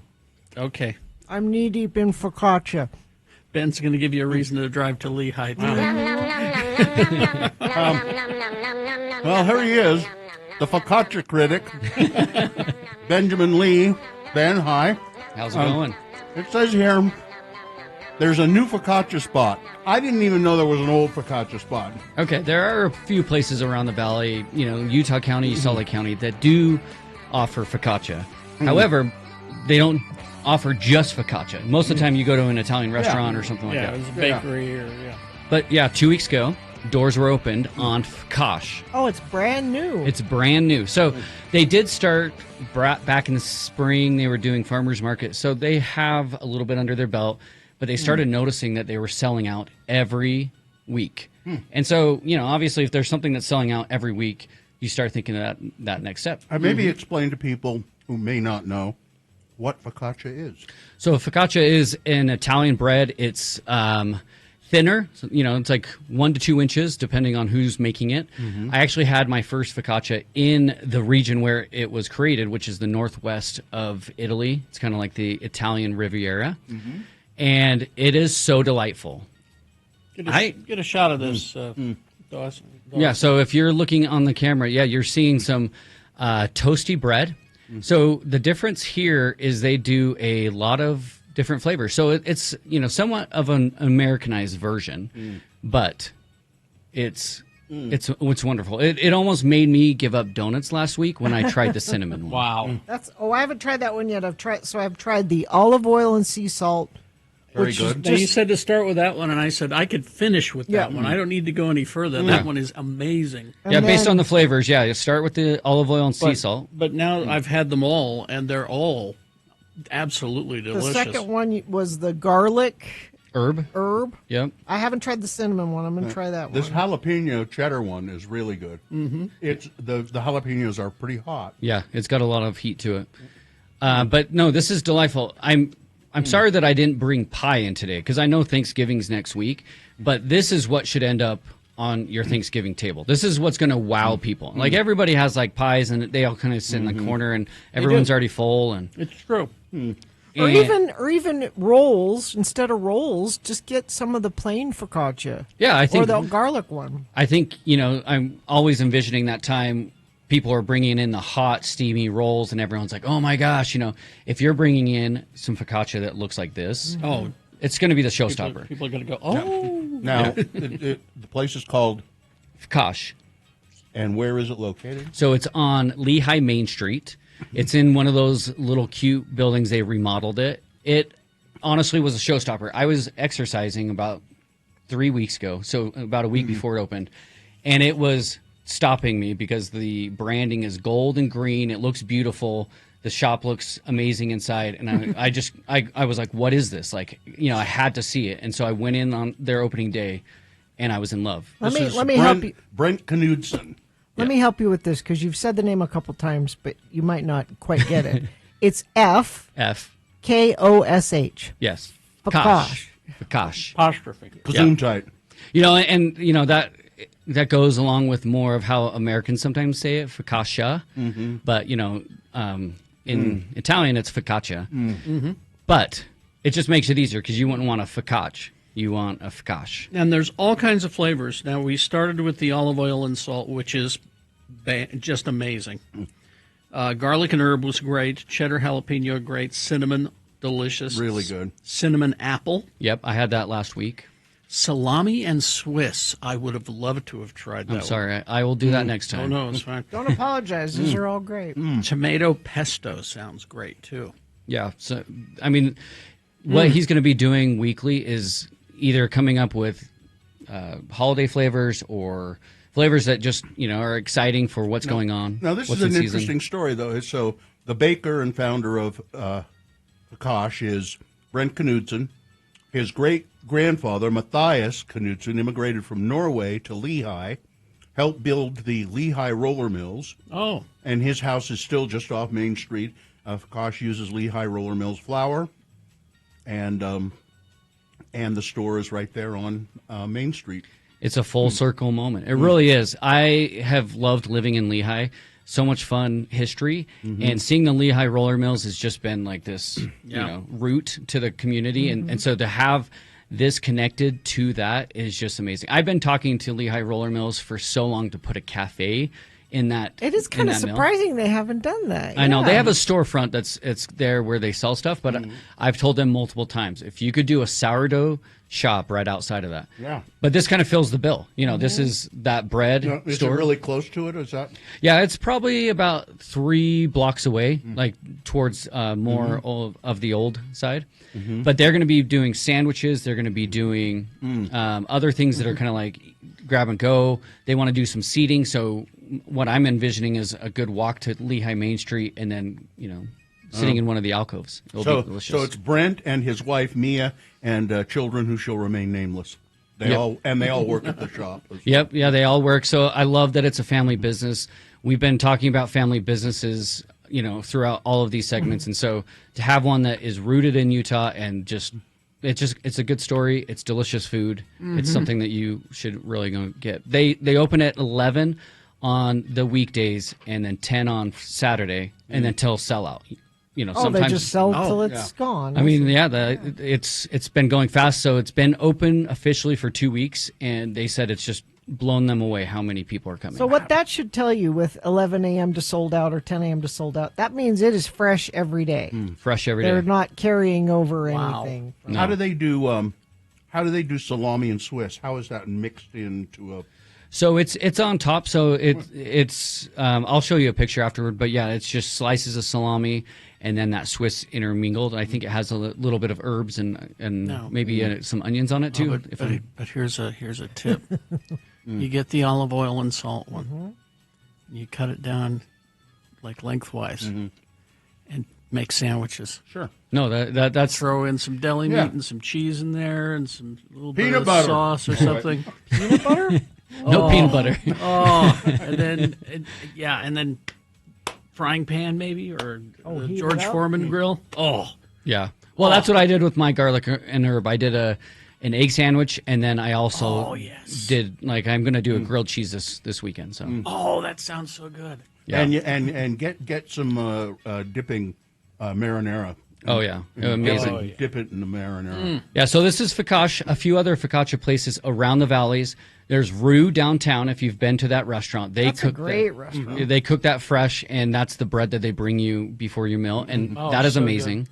And then there's Mostra down at American Fork, and they have a tomato, an onion, and then they sometimes do a Nutella focaccia, and that's one of my favorites. And then you can go to 9th and 9th. You know that's a pretty good one. You can get Mm-hmm. sandwiches with focaccia. Yeah. And then if you're really hard up for Harmon's, they have it as well. That's really good. I particularly like the jalapeno and cheese. Yeah, really good. And honestly, next day it's so good as well. I ate mine up to 3 days. I had a few loaves of them, so I had just so much. And wow. 3 days later, I was still enjoying it. And So what do they sell you, like an 8x8? yeah, so I'm trying to look at the size, but yeah, it's about that size, and those are $10 a loaf, or you can buy them in squares. And so if you want to go and just try all of the I different suggest flavors. that. Yeah, get a bunch of different ones. Yeah. Yeah, I mean, especially the first time around, you want to try all the different You do. flavors, and then you know what's going to be the next order. Oh, so good. Yeah, All right, so excellent. it's on Main Street in Lehigh. Fakash. Yeah. Okay. Now go to your Instagram. Yep, go to Donut Critic on Instagram, DONUTCRITIC. And I just want to also say I talked to Chelsea from Hot Chocolate, from Momo's Hot Chocolate. Oh, yeah. And Yes. she said that sales have doubled since we talked about it 2 weeks ago. Excellent. And I love hearing that. So if you go to a place, let me know if you visit a place that we talk about, because I want to know. And it's always fun for the owners to come to me and say, hey, they mentioned that they heard it on X96. Oh, no, Fakash has a website. It's FKOSH.com. Yep. Fakash. Yep. So you can pre-order, and again, before Thanksgiving, you're going to want to pre-order all of your breads, all of your pies, everything right now. Don't wait until next week. That's Exactly. another thing for small businesses. They're trying to time out how much they have left. They want to have holidays with their family and friends, Sure, and so yes. go ahead and pre-order so they know, what kind of orders they're going to be looking at next week. And like you were saying, you want to hear from people that have been to the places we've talked about. But also, if you know of a new place, Ben is always looking for new places to try. And so stick how do around. people get a hold of you? Yep. I was going to say stick around because I've got a couple for you. Cool. And then last, there is a chance for you to try Bon Rue, which is a St. George bakery. They're coming and doing a pop-up in Draper. So this is formerly Farmstead, and they're going to do a pop-up at Cultivate Kitchen in Draper this weekend. So follow Bon Rue, BONRUE, and you can taste some of the awesome things that I love. There's a guava Danish that's amazing. Ooh. It's got a little bit of the pearled sugar on top. I would certainly try that. It's amazing. Absolutely. This cinnamon is really good, too. Yeah. It's a little bit salty. Delicious. There you go. Thank you all. Thank you very much. All right, Gina, traffic. Yeah, a crash northbound I-15 at the I-215 interchange in Murray. It's involving several cars, blocking 4 left lanes Looks like you're completely stopped through there, backing almost all the way to Draper. And the good news is, I guess, that's the only real incident I'm seeing. If you're seeing something, you can always share it with us, 33986. All right, thank you very much. We're going to take a break. We'll be back after some messages and a song with the Boner Recap Game. All you got to do is call and tell us who won the Boner this morning, and you'll win a prize. What is that prize? Oh, it's a Radio from Hell chicken bucket. Ooh. With no chicken, but many other things. It'll have a Radio from Hell Diner-style mug, T-shirt, tote bag, and we usually throw some other stuff in there. Yes, we got all kinds of things in there for you. The Radio from Hell chicken bucket, and the bucket, of course, good for a hat. Makes a beautiful hat. Yes. Make sure when you empty all the prizes out of it, you take a picture of yourself wearing it as a hat, and we'll post it in our... Now, there is a chicken inside the bucket, but it's not edible. It's a little plastic chicken. It's one of those plastic rubber chickens. Don't eat it. Don't eat that. 877-602-9696 is the number to call to play the Boner Recap Game. If you were listening, you know the answer. If you weren't listening, cheat. It was a close one. Well, hard to guess today. Yeah. Hard to guess. Go to x96.com, look for the box that says November 18, 2025 boners, and the answer will be there to get that chicken bucket. 877-602-9696. All right, Mike Hale Acura. Mike Hale Acura. Yes. Peace of mind at Mike Hale Acura, and I have had peace of mind at Mike Hale Acura 3 times. Before they ever started advertising with us, I have purchased 3 cars from them because I had such a good experience. And this new thing that they're doing makes me want to do it again. The Mike Hale Complete. It's the program that includes paintless dent repair, windshield repair, key replacement, and more for 3 years, free of charge. Those are all things that can get pretty expensive, especially that key replacement. If you ever lost one of those smart keys, they are pricey to replace. Well, 3 years free of charge at Mike Hale Acura, only available there, your Utah Acura dealer. Nice people that work there. I've had good experience with the service department there as well. Just go in and take a test drive, not just the MDX that I got. They've got all kinds of different models there you can check out. It's Mike Hale Acura, a hail of a car buying experience. Explain what this is. Our yearly Deadpool. Yes, we get hate mail for this. But We're horrible people. Yeah, because only horrible people would play this kind of game. Oh, people have played this for years. They used to call it the Ghoul Pool. Yeah. In the office. There's even a website for it. So. There's a lot of them. Yeah. You'd be surprised. These are our predictions of what celebrities will die in the year 2023, and we make a game out of it. The game comes with a point system, and it using Explain the age 100 as your cutoff. Mm-hmm. So if someone dies at the age of 90, that's 10 points. Right. 80, 20 points. Mm-hmm. So you can play a conservative game and pick people in their 90s and hope at the end of the year that you've got 10 points. So we each picked 10 celebrities. Last year, Katie came in dead last. Yep. So let's have her read her list first. Now, first of all, have you all submitted to Frank Chris? Yes. Who is the Celebrity Grim Reaper? Yeah. I just barely submitted my list just this moment. Okay. All right. So the first one I've got is always Tekashi 6ix9ine. Okay. I'm still convinced he's gonna get assassinated. Yeah. So Okay. he's 26. Don't get mad at me, but Michael J. Fox is still on my list as Oh, well. boo! I know. Katie. You're gonna hate the next 2 as well. Oh, no. I've got Ozzy Osbourne and Mel Brooks. Katie. I know. I'm But sorry. again, Gina, these are not people you want to die. Yeah, but that's what my list Well, that's is. what your list is. Well, What her yeah. list is I she's- have a couple of hopes on here, but Alright. mainly Because on my list, I have nobody that I want to die. Oh, I don't want anyone to I don't die. want anybody you know? to die, but I also don't get mad at me on this one. Alan Alda from No, MASH. Katie! Wow, you're harsh. I She's know. just I'm trying really to mean. win. Here's some hopes for you, at least. Mitch McConnell and Dick Cheney. Okay. At least those are higher. Yeah, both too evil, I think. I also think Andy Dick's gonna Oh, crash that's a good this year. choice. That's a good He's choice. 57 and he's struggle bussin'. He's been on people's list before, I think. Yes. Yeah. In this year, he's going to prison and things like No, that. I mean, this is a so- good choice because he's a young age, and He's all 57. All it would Yeah. take is one Mhm. of those to win the ghoul pool at the end, the dead pool. Yoko Ono. She's 90. Is she really? Yeah. And then please, I don't want this one more than anything, and I know I'm a jerk for putting it, but Tim Curry. I had him on my list for a while. And but he was on my list one time, too. Yeah. Yeah, but he's still in the wheelchair. He's really avoided the public, so I love him It's dearly, like when but I don't when want you it. go to Comic Cons that he's appearing at, you know usually they have a table where you can go up and meet him and get things signed. They don't have that. Nope, not anymore. He has people, and they take the stuff to his hotel room and he signs it. And he doesn't come out for photos anymore and things like that. So All right. that's my list. Let's see, who came in next? Was it you, Carrie? Was it me? Yes. I think Okay. it was, yeah. So here's my list. As always, for Steph, Phil Collins. Right. It just goes without saying every year, Phil Collins. Tony Bennett. Okay. Harry Belafonte. Wait, Is he still alive? I think he went. Check. Let me look. Double check it.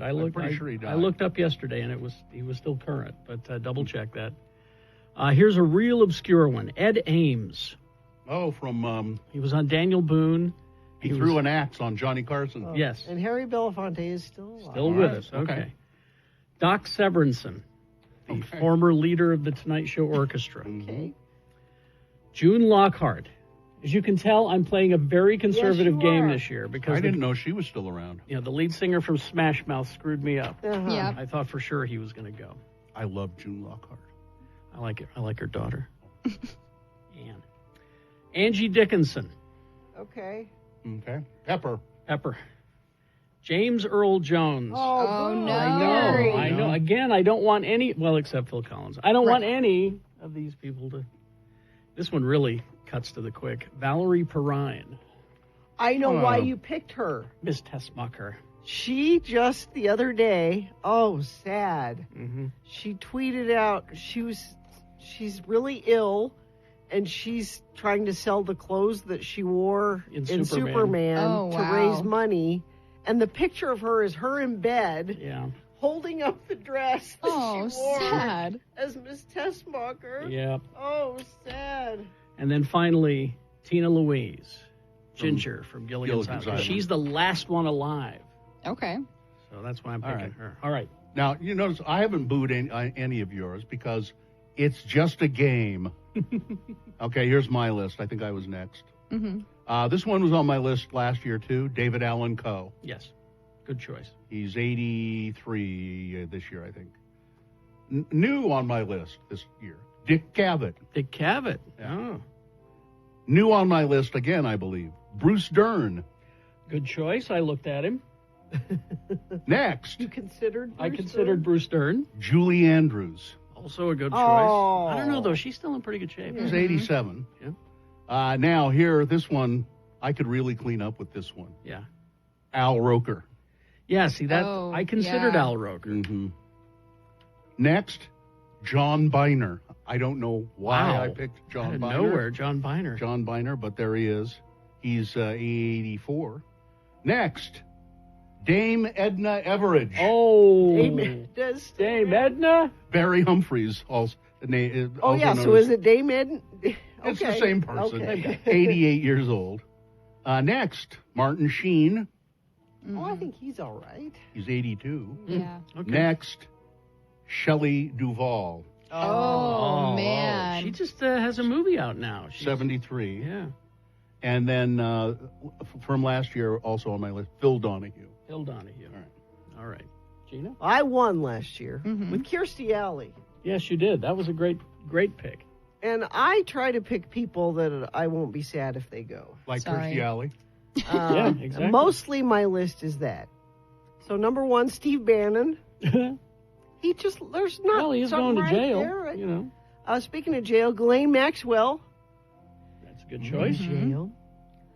Glenn Beck. Also, well, Okay. I don't know. Not going to happen. It might. Gordon Lightfoot. Everyone's asking for Gordon Lightfoot. What do you got against Gordon Lightfoot? Well, he's just he's a good choice because he's old. If you could read my mind, Bill, you'd know why I hate Gordon Lightfoot. Now, I don't want him to go, but John Cleese. John Cleese. He's on tour right now for the See Him Before He's Dead tour, is what it's called. See? It's not a joke. I do love him. Kevin Sorbo. Okay. Oh, that's a want. Who's not ill or anything. I know a lot of people that would appreciate that one. Yeah, you're throwing that vote away. Mm-hmm. Van Morrison. Good choice. Harvey Weinstein.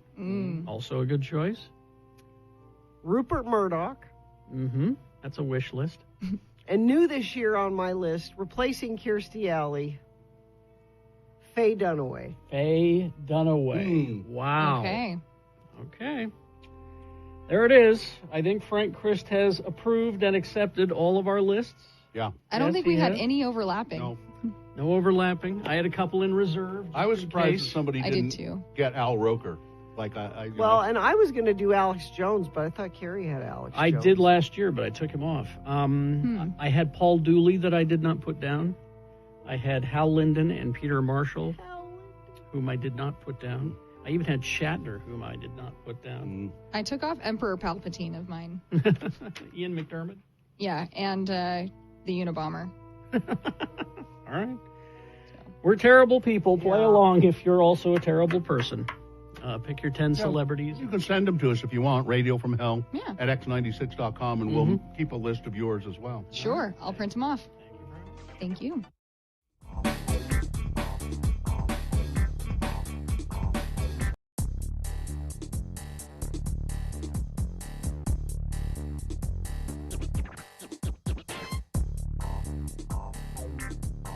We heard from John, who said, thanks a lot. Now I have to drive from Riverdale all the way down south to get this focaccia you were talking about. Oh, darn.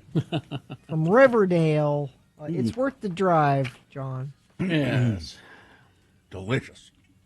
I just discovered a little piece of sea salt that was stuck in my tooth, and it just kind of popped out again, and I relived all the deliciousness. It's like a flavor flashback memory. It's like I do that with burps. you can just taste it again for a few seconds. Let's see, it's time for the boner recap, I do believe. Is it? Yes, it is. Don't be upset. I mean, I'm not upset. You sounded upset. No. So we got somebody there. Matthew is here. Hello, Matthew. Hello. What's up with you today? Anything special? Well, not really. I actually haven't had a job for a little bit, so just continuing that hunt. What kind of job are you looking for, Matthew? Something to get me through until I can finish with massage school. I start that in January. You're just starting massage school, or you've been going back, or what? I've been going to Weber State, but then transferring over to massage school for a few months. Okay. And then I'm going to do that, then go back. Okay, good. Sounds like a plan. I hope you can find some work to help you. But in the meantime, perhaps you would like to try and win a prize. What is the prize? Oh, it's the chicken bucket. Yeah. You can win a chicken bucket full of prizes. Does not contain actual chicken. All you'll have to do is tell me which one of these three candidates was the winner of today's boner voting, and that'll make you a winner. You ready to go? Yeah, that I am. All right. Boner candidate number one was, this is how much I hate shopping with my wife. This guy in Russia, he wanted to get out of it so badly, he vandalized his own car and pretended that it had been stolen, so that he wouldn't have to go shopping with his wife.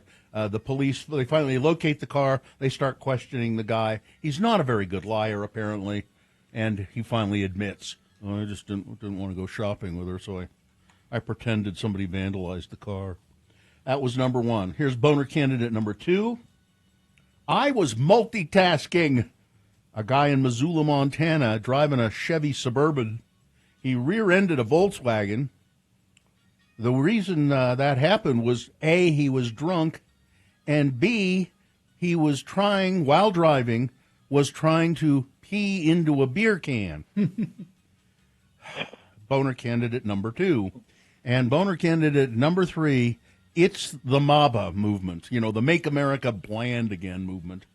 The Trump administration directive targeting road markings of any kind, really, has left places helpless to challenge that policy, and it's taking away character from things. For instance, Lubbock, Texas.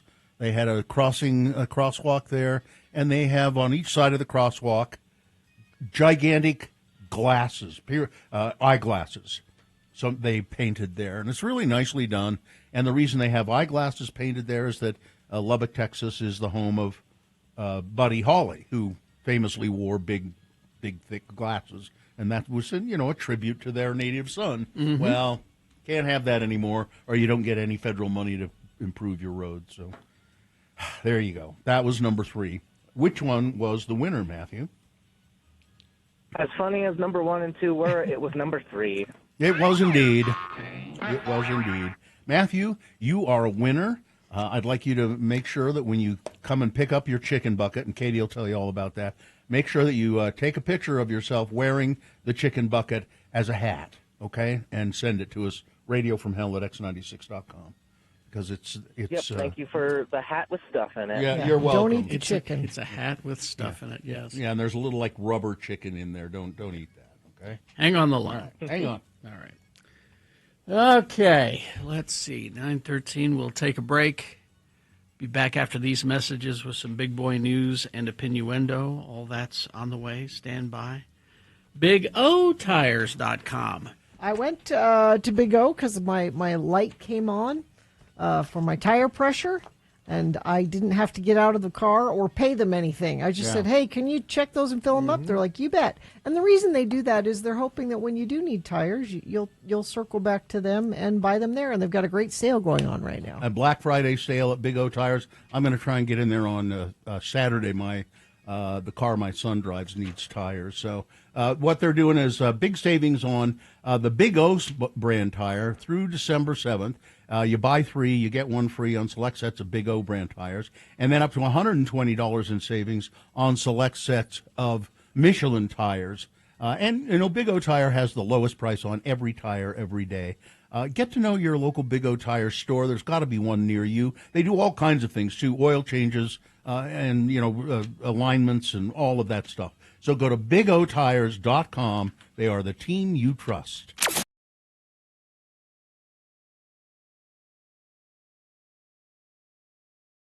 Vaxildan, our radio pup, finally has a sponsor. It's Zero Res, and this time of year brings a lot of dirt and things through your house, damaging your carpets. Vax says book your carpet cleaning appointment today. Not only do you get the 4th room free, but your animals will thank you with extra love. Go to ZeroRes.com today.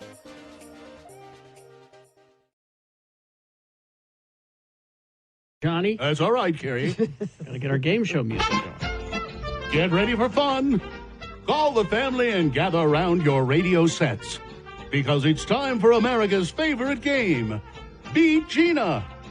I'm Johnny O for Old Crow Kentucky Straight Bourbon Whiskey. Oh. It was 1835 near Frankfort, Kentucky, that Colonel James Crow discovered a limestone spring.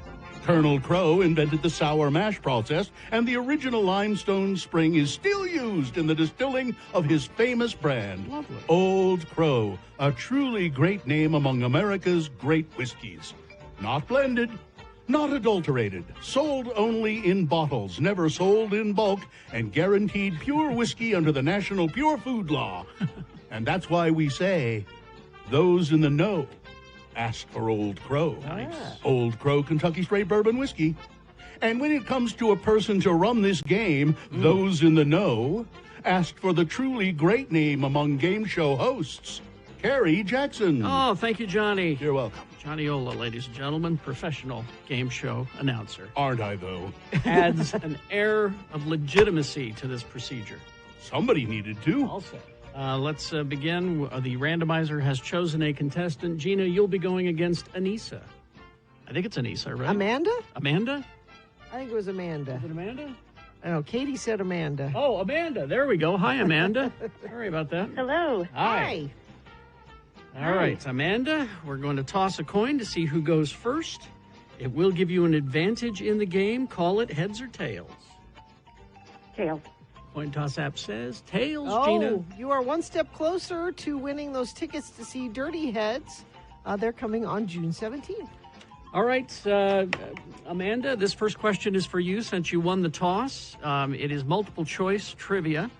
If you get the question correct, then you get the point. If not, I'll allow Gina to answer it correctly for you and steal the point away.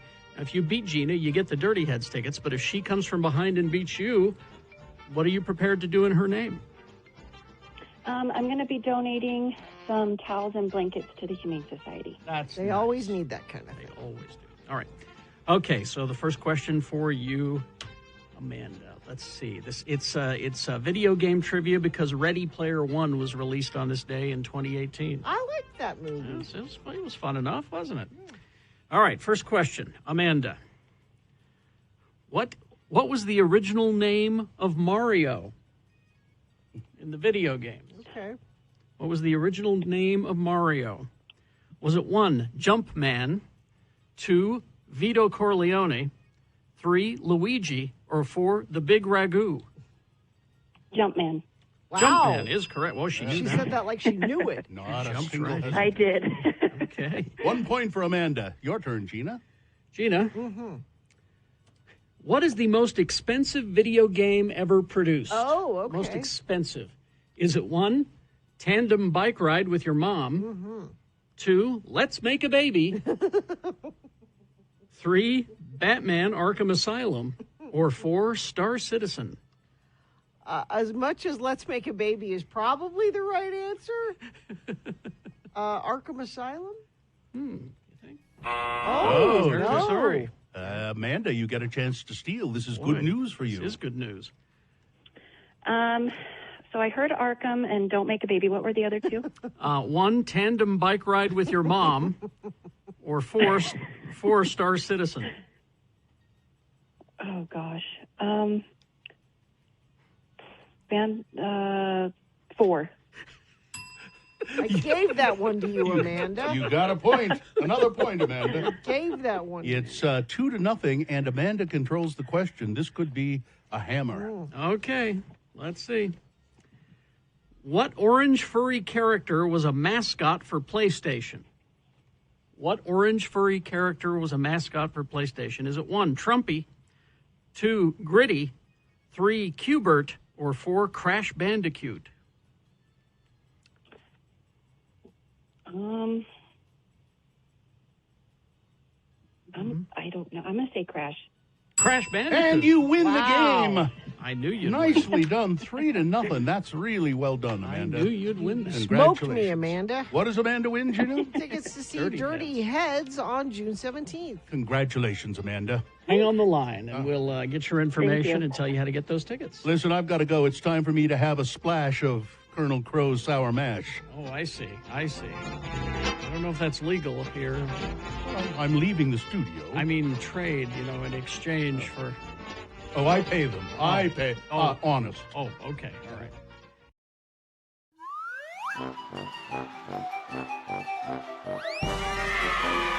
All right, 9:20. Let's get to some big boy news and opinioendo brought to you by... Surprise your loved one with a board game from Haster Games. A new tabletop game might just inspire your family to turn off the devices and enjoy each other's company. Haster Games, located at 6831 South State. Former Utah Solicitor General Melissa Holyoke was appointed Monday as the interim U.S. Attorney for the District of Utah by Attorney General Pam Bondi. Holyoke, at the time, was serving as a Republican member of the Federal Trade Commission. She officially departed from that role Monday, according to the FTC. Utah's new top federal attorney was Utah's Solicitor General, the state's top litigator, from 2020 until her confirmation to the FTC in 2024. During that time, she oversaw prominent cases such as Utah's ongoing defense of a currently blocked near-total abortion ban and the launch of a lawsuit challenging Biden-era expansions of Bears Ears and Grand Staircase Escalante National Monuments. Former FBI agent, Holyoke will need to be confirmed by the U.S. Senate within 120 days before officially being named to the role. Melissa is a woman of keen judgment, deep integrity, and unfailing commitment to the rule of law. And blonde hair. Yes, she is. So she was originally appointed to the FTC by Biden in 2023, and at that time, some conservative groups objected to her nomination, arguing that she was working at the Competitive Enterprise Institute and the Hamilton Lincoln Law Institute and had a history of attempting to kneecap the work of the government in holding big tech companies accountable. But Senator Mike Lee said following her nomination that Holyoke was smart, principled attorney, and praised her time as the state solicitor general. Well, if Mike Lee's for her, I'm against her. Yeah, exactly. That's all you needed to hear. That's all I needed to hear. I'm against it. Let's see. And this is an odd story. A federal judge on Monday sentenced a tribal fish and wildlife officer to 3 years in prison for shooting a now married couple who were on their first date.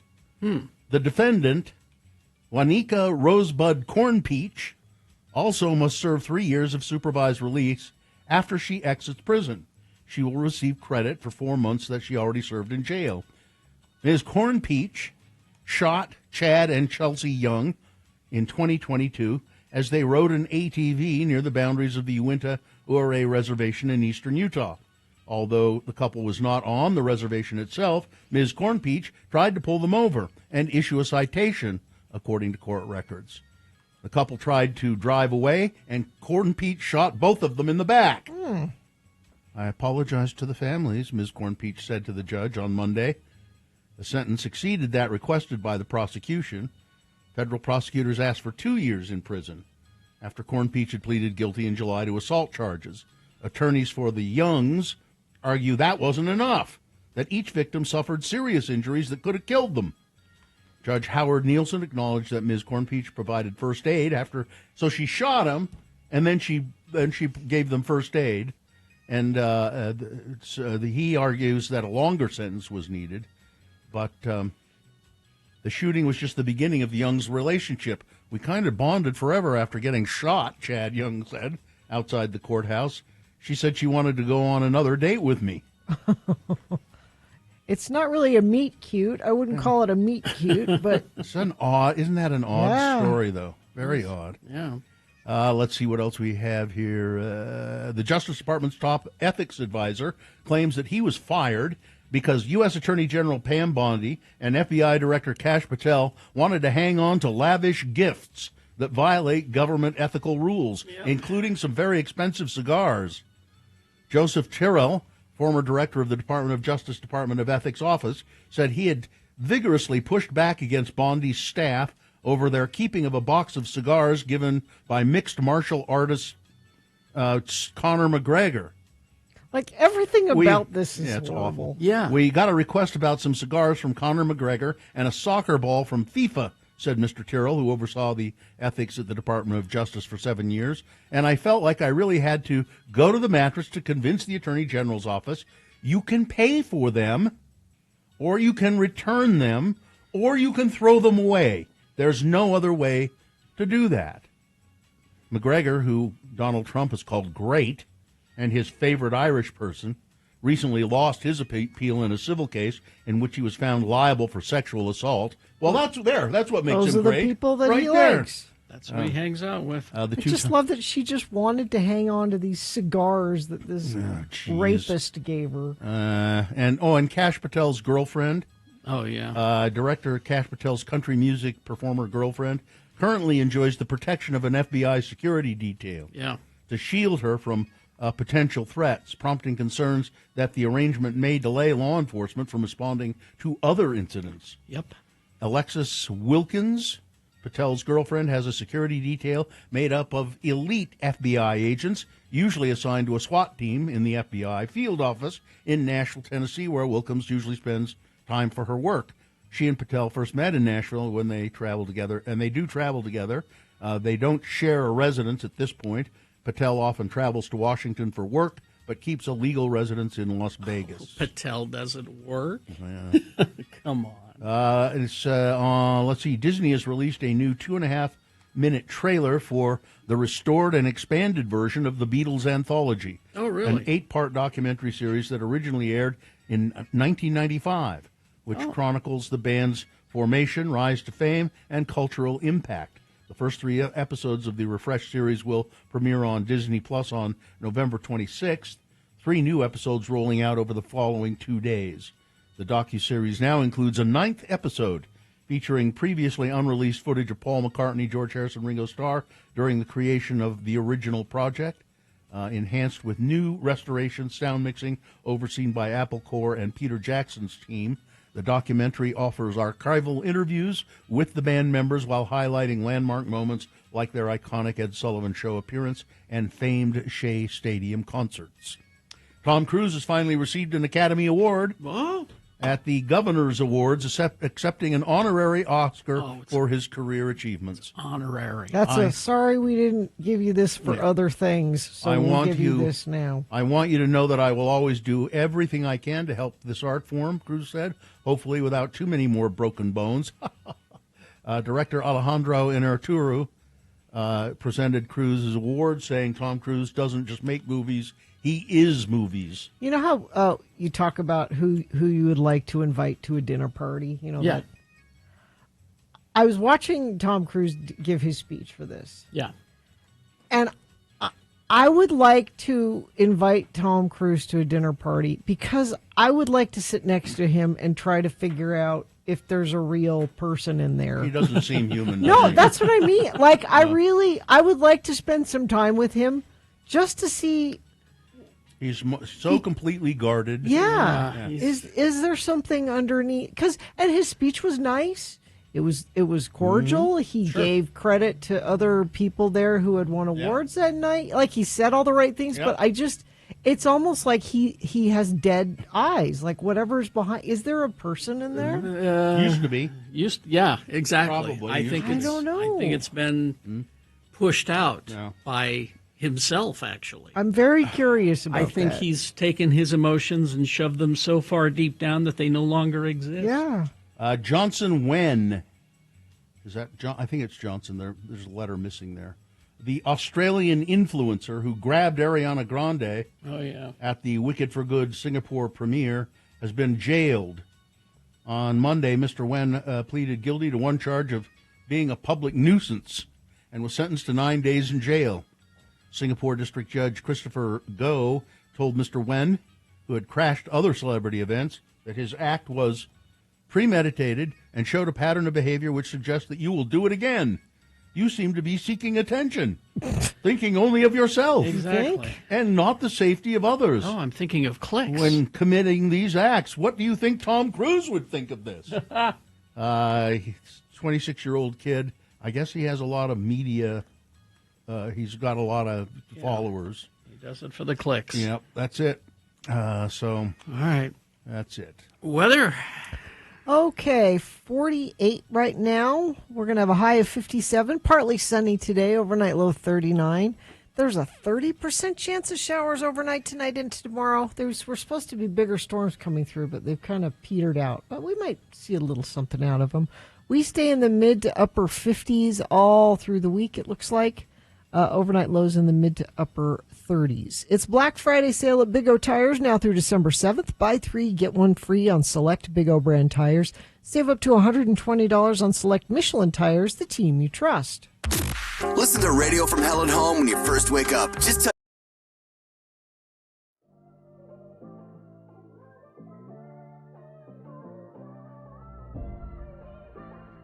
Now this? Okay. Yeah. So we were watching Hacks a few weeks ago, and we were reminded on the show about this legend, and I guess it's true. It is true, it's true. That Tom Cruise, whenever he works with people, and the list is getting bigger and bigger, every year he will, I think on their birthday, right? Or is it Christmas? No, this is a Christmas This thing. is a Christmas thing? That's unfair to do to this poor bakery then. Yeah. He will send the coconut cake that he thinks is fabulous from this bakery in Woodland Hills, California, Doan's Bakery. So Katie, you can come in and get some. No. yeah, there's four. There's four slices. There's 2 for you in there and 2 for us in here. Well, go ahead and you start because I had some last night. So there's no slice for me. You're home, Bill. You want to run it up? Anyway. But so he orders this coconut cake for everybody, Okay. and the rumors are true. We've heard celebrities talk about the coconut cake and how wonderful it is. Well, we ordered this like 3 weeks ago. That was the waiting list. 3 weeks? A 3-week wait for this cake. Okay. And so we ordered it and had it shipped in. Do I dare ask how much the Tom Cruise cake Even costs? I don't know. Oh, how your much. wife wouldn't tell you? She would not tell me how much Okay, the here Tom we go. Cruise coconut cake cost. So there you go.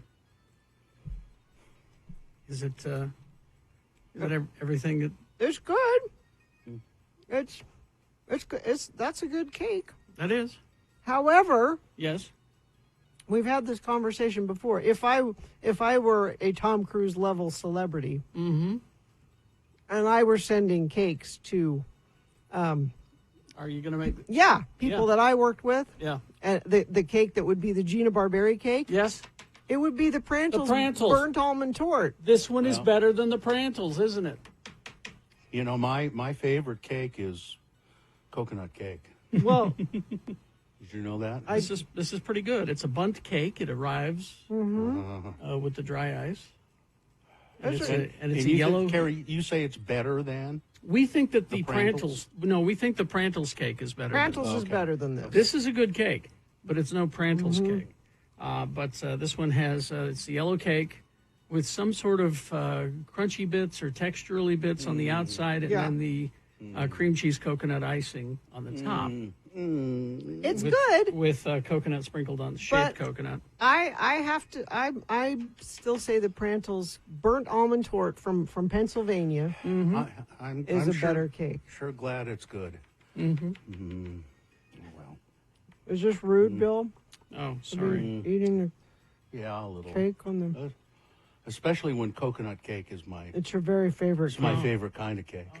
Out of all the cakes. And Tom Cruise is my favorite actor. Yes, I know, right? You know. So I'm getting screwed doubly here. Jeez. So there you Oh, go. well. Now, Well.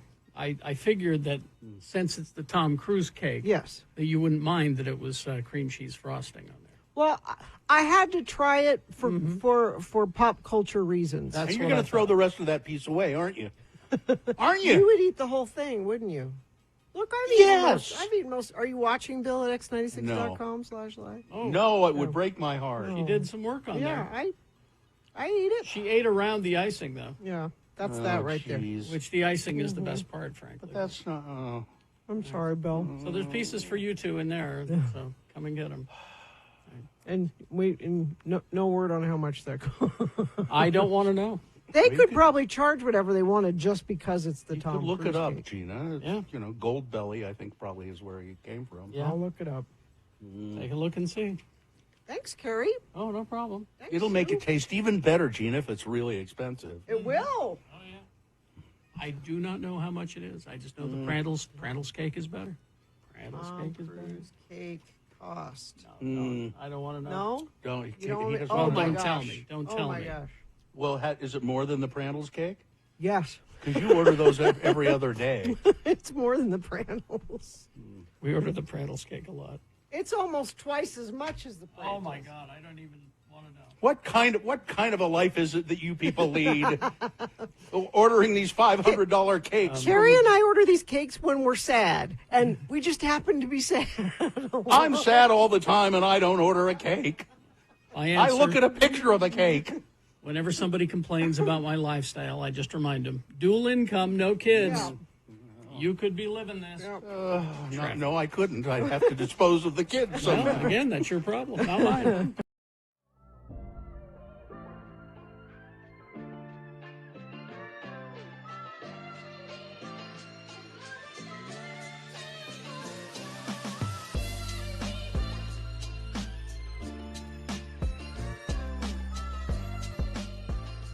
So, you want to see my bowling sheet? All right. Hey, it's Mark from Hey, the it's Advocates. me. Hi. Hey, You look dapper today. Thank you. You're well coiffed. You just came from the salon, didn't you? Just came in. Yeah. Had the beauty team working on me. Yeah, he's got cord.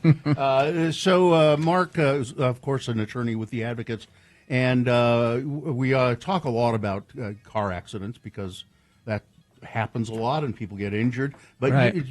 you handle other things too, of kinds of injuries, right? We do, yeah. So the personal injury field entails mostly car accidents because that's the majority of the work that we see. But we also handle slip and fall cases as well as dog bites. And dog bites, I think, is kind of an interesting one because a lot of people will call in and have questions about that because they're not sure what they should do. They've usually talked to animal control, and animal control has come out and given them information, but not really told them what they can do if they were the person that was attacked. Yeah. So And do people, does that fall under your homeowner's insurance? Is that where it does, yeah. If your dog is the one that attacks somebody, the claim is made against homeowner's insurance. So like in a car accident where it's auto insurance that takes over, if it's the dog, it's homeowner's insurance. I guess you have to prove that the victim was not somehow taunting the animal. It was unprovoked. Well, Utah's actually an interesting state. What the law says, it's called a strict liability state, which means that you're strictly liable for your dog if they attack someone. So even if they were provoking them, a lot of times the dog owner is still going to be responsible. Yeah. There could be some comparative fault depending on what was actually going on, but most of the time, if your dog bites someone, you're going to be responsible for it. And do all homeowners insurance policies cover that sort of thing? Most of them do. There are some dog breeds that they'll limit. So the policy will say, we don't cover X, Y, and Z Rottweiler dog. And it usually is like Rottweilers, Pit Bulls. Those dogs sometimes are excluded. I heard a figure once, though, says, you know what dog it is that bites people the most? Cocker Spaniels. But I don't know if that's true or not. But I would say from my experience, the majority of our calls that come in when I ask what type of dog it was, I'll let you guess. What do you think? I don't want to say because I don't want to offend anybody. Pit Bull is probably the most, that we see the most bites from. That's a shame because if they're raised the right way, they're very sweet dogs. Yeah, really lovely. Yeah. So that kind of thing. If you've been bitten by a dog, you should contact the Advocates. Yeah. And even if it requires just a little bit of work, a little bit of maybe you need to get stitched up. You have to get some shots or something. I mean, that still starts to run into some money. It does, yeah. So anytime if there is an attack, like I said, or a bite, and a lot of times what we see with people getting bit is they're walking their dog and someone else is walking their dogs, and the two dogs get in a fight with each other, the owners are trying to pull the dogs apart, and during that, one of the humans will get bitten is one of the most common things that we see. I can see that. And so, if that does happen, give us a call. We can talk to you and let you know if you have a case. And I'm sure you would tell people to go to the doctor, go get seen. Don't wait to do that. Yep, just like we say with car accidents, if you are injured, make sure that you go and you seek treatment. So many people are worried about the bills. But that's what you get an attorney for, is to make sure that you get the bills covered. So if you need medical treatment, make sure that you go in. Now, I was at a house it was owned by an older boss of ours, Kerry, and he had a cat. Yes. And I walked down the hall to go to the bathroom, and the cat was lying there in the hall, and it was, I walked by, it kind of flipped over on its side, like, come on, pet me, on my tummy. And I reached down and started petting, and it viciously bit me. I mean, sunk too really hard. It was quite painful. It bled, and then it started to swell up, and I had to go to the emergency room. Yeah, because there was some kind of nasty stuff on his fangs. You should have called us. Well, that was a long time ago. I just, my insurance. I guess my health insurance covered it. But I guess I could have. If I'd known, I would have sued that bastard. No, Bill, this is not about suing Bill, it's just Yes, going it is. against the insurance. Yeah, well, it wouldn't have really hurt him. It would have just Although maybe they would have canceled his homeowner's policy. It's unfortunate you didn't get any superpowers out of that. That's true. Yeah, I could be Catman. For next time maybe. I want you to maybe you don't have one, but somebody in your office does. A story of the most unusual injury. Yeah, oh, for sure. We could have one. Well, the most unusual injury that you've ever had to, take and get a settlement for. Yeah, let's do that in December. Okay. I don't. Cool. Yeah, like I don't know, tree falling on somebody or whatever. I'm sure you have one, right? We do for sure. Okay, good. All right. It's the Advocates. 801. No. Yeah. 801-355-5550. That's right. Mm-hmm. I say it so many times. Or UtahAdvocates.com. All right. 801-355-5550, UtahAdvocates.com. Thanks, Mark. Thank you. Thank you very much, Mark. Gina, Salt Lake Film Society. That's where if we're going to the movies, that's where we go. We love the folks at the Broadway Center Cinemas. They see movies that see you on the big screen there. Indie gems and classics, unique storytelling, cinematic adventures, all on the big screen, all month long. Carrie Jackson. Godzilla-thon is back. Oh, don't tell me, tell Ed. Oh, I'm sorry, Ed Brass. 4 classic monster features screening December 26th and 27th at the Broadway. Finish out the year with Godzilla. Why not? Do you know what? If you want to get Ed Brass a present for Christmas, you can get him tickets to go to that. Go to slfstix.org. Also wrapping up their celebration of Robert Redford with screenings of The Great Gatsby, Jeremiah Johnson, and The Sting, November 23rd through the 27th. Also, The Hills Are Alive with The Sound of Music at the Broadway with the annual Sing with Maria event. This always sells out. December 6th and 12th. Get tickets now at slfstix.org.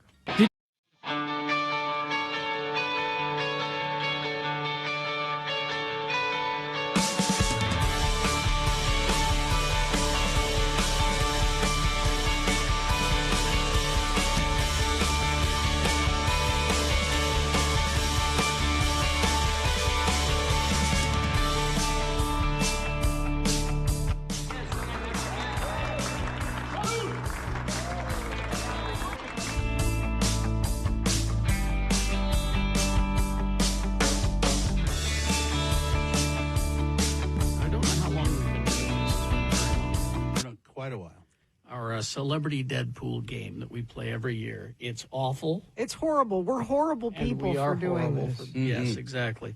What we do is we pick 10 celebrities that we predict will die in the coming year. Each of us pick 10 every January, and based on their age, that's how many points you score. 100 being the baseline. So if someone dies when they're 90. You get 10 points. Oh, you see. Okay. Someone dies when they're 99, you get 1 point. Right. So it doesn't do you any good to pick somebody who's 100.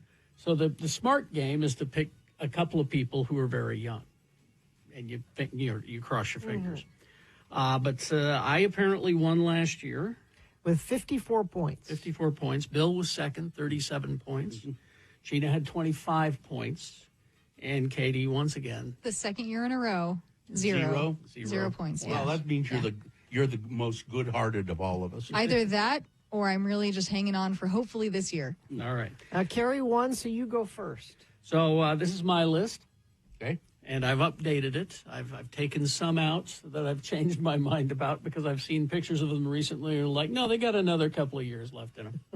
They're fine. They're just fine. Is Yes. that what you're saying? So here are my 10 celebrities for 2025. Doc Severinsen, the Tonight Show band leader. I didn't even know he was still around. Yep. How old is he? I don't know. Look it up, would you? Real quick. June Lockhart from Lassie. Oh. We just mentioned her this morning, didn't we? Yeah. You know how old she is, though. She's 99. Exactly. She's going to go this year, and I'll get 1 point. That will be like the field goal that I need. Look, it still beats any of mine from the last 2 years. Yes. So, number 3, this one I got. Frank raised what he if he had eyebrows, he would have raised them. Dave Coulier. Oh yeah, he's been ill, hasn't he? Mm-hmm. Yeah. Number 4 for me, Harvey Weinstein. Mm-hmm. Number 5 for me, Bernie Capel. Bernie Capel? Doc from The Love Boat. Yes. Or from Get Smart. I always pick Phil Collins because Steph insists that I do. Well, he'll go. That's not a bad choice. Yeah. Tina Louise, who is the last of the Gilligan's Island That's cast that true. we have. Tippi Hedren. Hedren. That's Melanie Griffith's mom. Yes, Melanie Griffith's mom, Tippi Hedren. Don King. And composer John Williams. Oh, isn't he 90? He's up there, but and he he's just had a documentary made about his life, so I figure he can just let it go. All right. Bill's list. Here we go. All right. Now, my list is the same as last year, pretty much. Although I had 2 people on my list last year die, so I had to pick 2 new ones. Last year, Phil Donahue and Shelley Duvall passed. Yes. So I've replaced them. But let me read the ones that are still there, and then I'll give you the 2 replacements. Marlo Thomas. She was Phil, or she is Phil Donahue's wife. And Phil just went. And I think, and there she. They were very close. They were very close. John Biner. Yes. Why do I not know who John Biner is? He's a Canadian comedian who was very prominent on Showtime, particularly, doing specials in the early days of Showtime. Very funny guy. He did both voices for the Ant and the Aardvark cartoons. Okay. All right. David Allan Coe. Yes, country music legend. He needs to, Excuse me, racist country music legend. I'd hate to see Dick Cavett go, but he's still on my list. Yeah. Bruce Dern. Which is a good choice. Julie Andrews. I don't know how she's still hanging on. I think she's pretty healthy. Brian Wilson of the Beach Boys. Yep. Holland Taylor. Who dat? Holland Taylor is an actress, and she is married to. Not married. They're just what's together. Her name? What's her name? Thea the Lisp. Yeah, She's wonderful. You really though. like her. Just wonderful. She was on Sarah Paulson. Thank you, Sarah Paulson. I love her. And she's not married to Holland Taylor? Sarah Paulson is not on your list. No, but Holland Taylor. Holland Taylor is. Okay. Holland Taylor is quite older than Sarah Paulson. Okay. Now the new people on my list: Kim Novak. I also thought she was gone. She's 91, and Frank Langella. Good choice. Who's 87 and not well. All right. Celebrity list for Gina. For me, I've completely changed my list this year. Okay. I'm going for news people. Oh, really? There is a theme here. Yes. Or appear in the news often. Oh, see, your last choice is a bad one. But anyway, go ahead. Rupert Murdoch. Be like 1 point, right? He's 93. Oh, okay. That's good. Ted Turner was just in the hospital. I had him on my list, and then Frank told me that you got him already. So 86. Tom Brokaw. Good choice. 84. Leslie Stahl. Now, her face is only like 65. I was going to say, will we know if she's dead? No. But she's like 83. Okay. Dan Rather. 84. Yeah, I can see that. George Soros. Hey, that's our money man. No, you can't do that. Rudy Giuliani. Yes, I can see that. He's only 80, but not well. The stress is going to kill him. I think the hair dye is poisoning him. Could be. No. I'm hoping for some points here with Robert F. Kennedy Jr. I feel you. You're hoping he gets some raw milk that kills him. Something. He has questionable behavior that could get him. Okay. Lara Logan. Good choice. She's quite young. Who's only 53, but she's kooky. Yep. And now here's my sad one. Here's my one I don't want. Now, see, I think you're wrong on this one. But... Carrie, she's got the cancer. Who? Christiane Amanpour. I love her. I don't want her to go, but Gina? she's on my list. Gina, Christiane Amanpour will kick cancer's ass and shove it down somebody else's throat. She's pretty tough. Very likely could. All right, Katie's list. Let's see. I 0 points last year, so I pretty much am going to keep most. I kept my list. So as always, Tekashi 6ix9ine, number 1. Which, if he goes, I win. We'll just cancel the. Yeah, we'll cancel exactly. it. Though I think this is diminishing returns. If they were going to get him, they would have gotten I don't him. know. He did get beat up in a bathroom last year, and I'm going to hold on to him. He was just in the news recently. I'm he holding got on beat to up him. by some people but I don't think it was the people who really wanted to kill him. He was just being a jerk. I mean, all right. You never know. I don't want this, but it's there. Michael J. Fox. I don't like a lot of your list. I know Katie. a lot of people hate my list. I've also have Mel Brooks. He's the oldest on my list. He's he's like 98. Yeah. Tim Curry's also on my list. The one I do hope for, and you should like this one, Mitch McConnell. Okay, he's on there. He's a good pick. Let 80, me 81. say, I don't hope that anyone dies. Number 7, Dick Cheney. Okay. Number 8, Alan Alda, who was struggling last year. Was he? He was. Yeah. Oh, okay. So I kept it on there. Yoko Ono. That's like a point or two? She's 92. Yeah. She'll be 92 this year. Good. And then Andy Dick. He is going off the deep end and has been for a while. Yep. So I kind of am predicting that. And that'll be a fair amount of points. He's only 58, 59 this year. So that I held on to everybody from last year trying to gain at least 1 point this year. There you go. Now, someone points out that your Mitch McConnell pick is bad because turtles live for hundreds of years. I mean, so 150 for Crush. So and Gina says you should have picked Sam Donaldson instead of Cristiano Mapour. Oh, I thought Sam was gone. I think I did too. That's why. Well, take a look and see. Let's see.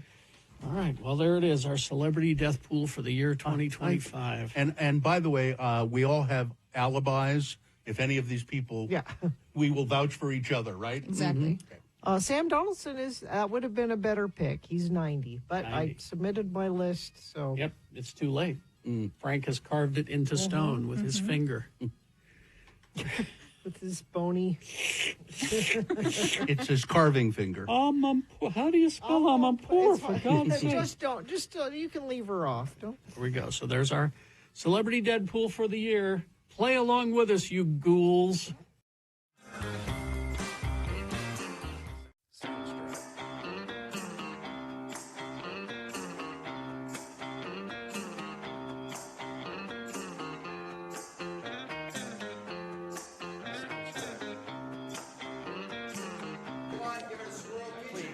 Don't call this day drinking.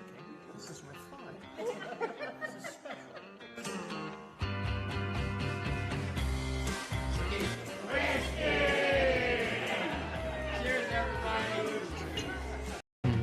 Yeah. All right. 9:54 right now. I'm so full of focaccia. Yeah, me too. That's what I've always said about you. Yeah, she's so full of I focaccia. think it expanded in my belly. Because when you go getting ready for the colonoscopy, you don't eat for like 36 hours. Yep. And so Joe told me yesterday afterwards, he's like, we can go get anything you want to eat after. And I was craving a garlic burger at the Cotton Bottom. That's a bit much. No. It was perfect. It was not a bit much. It was a bit perfect. Made me happy. Really? I'm glad it did. I wouldn't have gone that far right away. Yeah, you would have eased into it? I'd have eased into it. I would have. Me too. I would have just eaten the garlic first, and then the burger. I sat on my phone while I was waiting to go back. You sat on it? Well, that's what you say. I don't know. What do you say? I held my phone and was looking at it. I sat on my phone. And for some reason, I just was scrolling through like food sites. Like I was so hungry. I was just like, because there's a lot of them now with Thanksgiving coming. There's a lot of the algorithm is spitting out a lot of food content, and that was what I wanted: a garlic burger at Cotton Bottom. Well, I'm glad you got it. You Sounds good. I'm sure. I haven't been to the Cotton Bottom forever. Is it still the same? Yeah, you know our friends Jeff and Carol. Yeah, I know. Own it, but it's still the same. It hasn't. Yeah. It's. I mean, they. Well, there's an to my outside- point is they've updated it. There's an outside walk-up feature. So it's not still the same. I mean, you go inside. You When can they do both. when they redo these businesses, they try to keep them as much like the original as possible.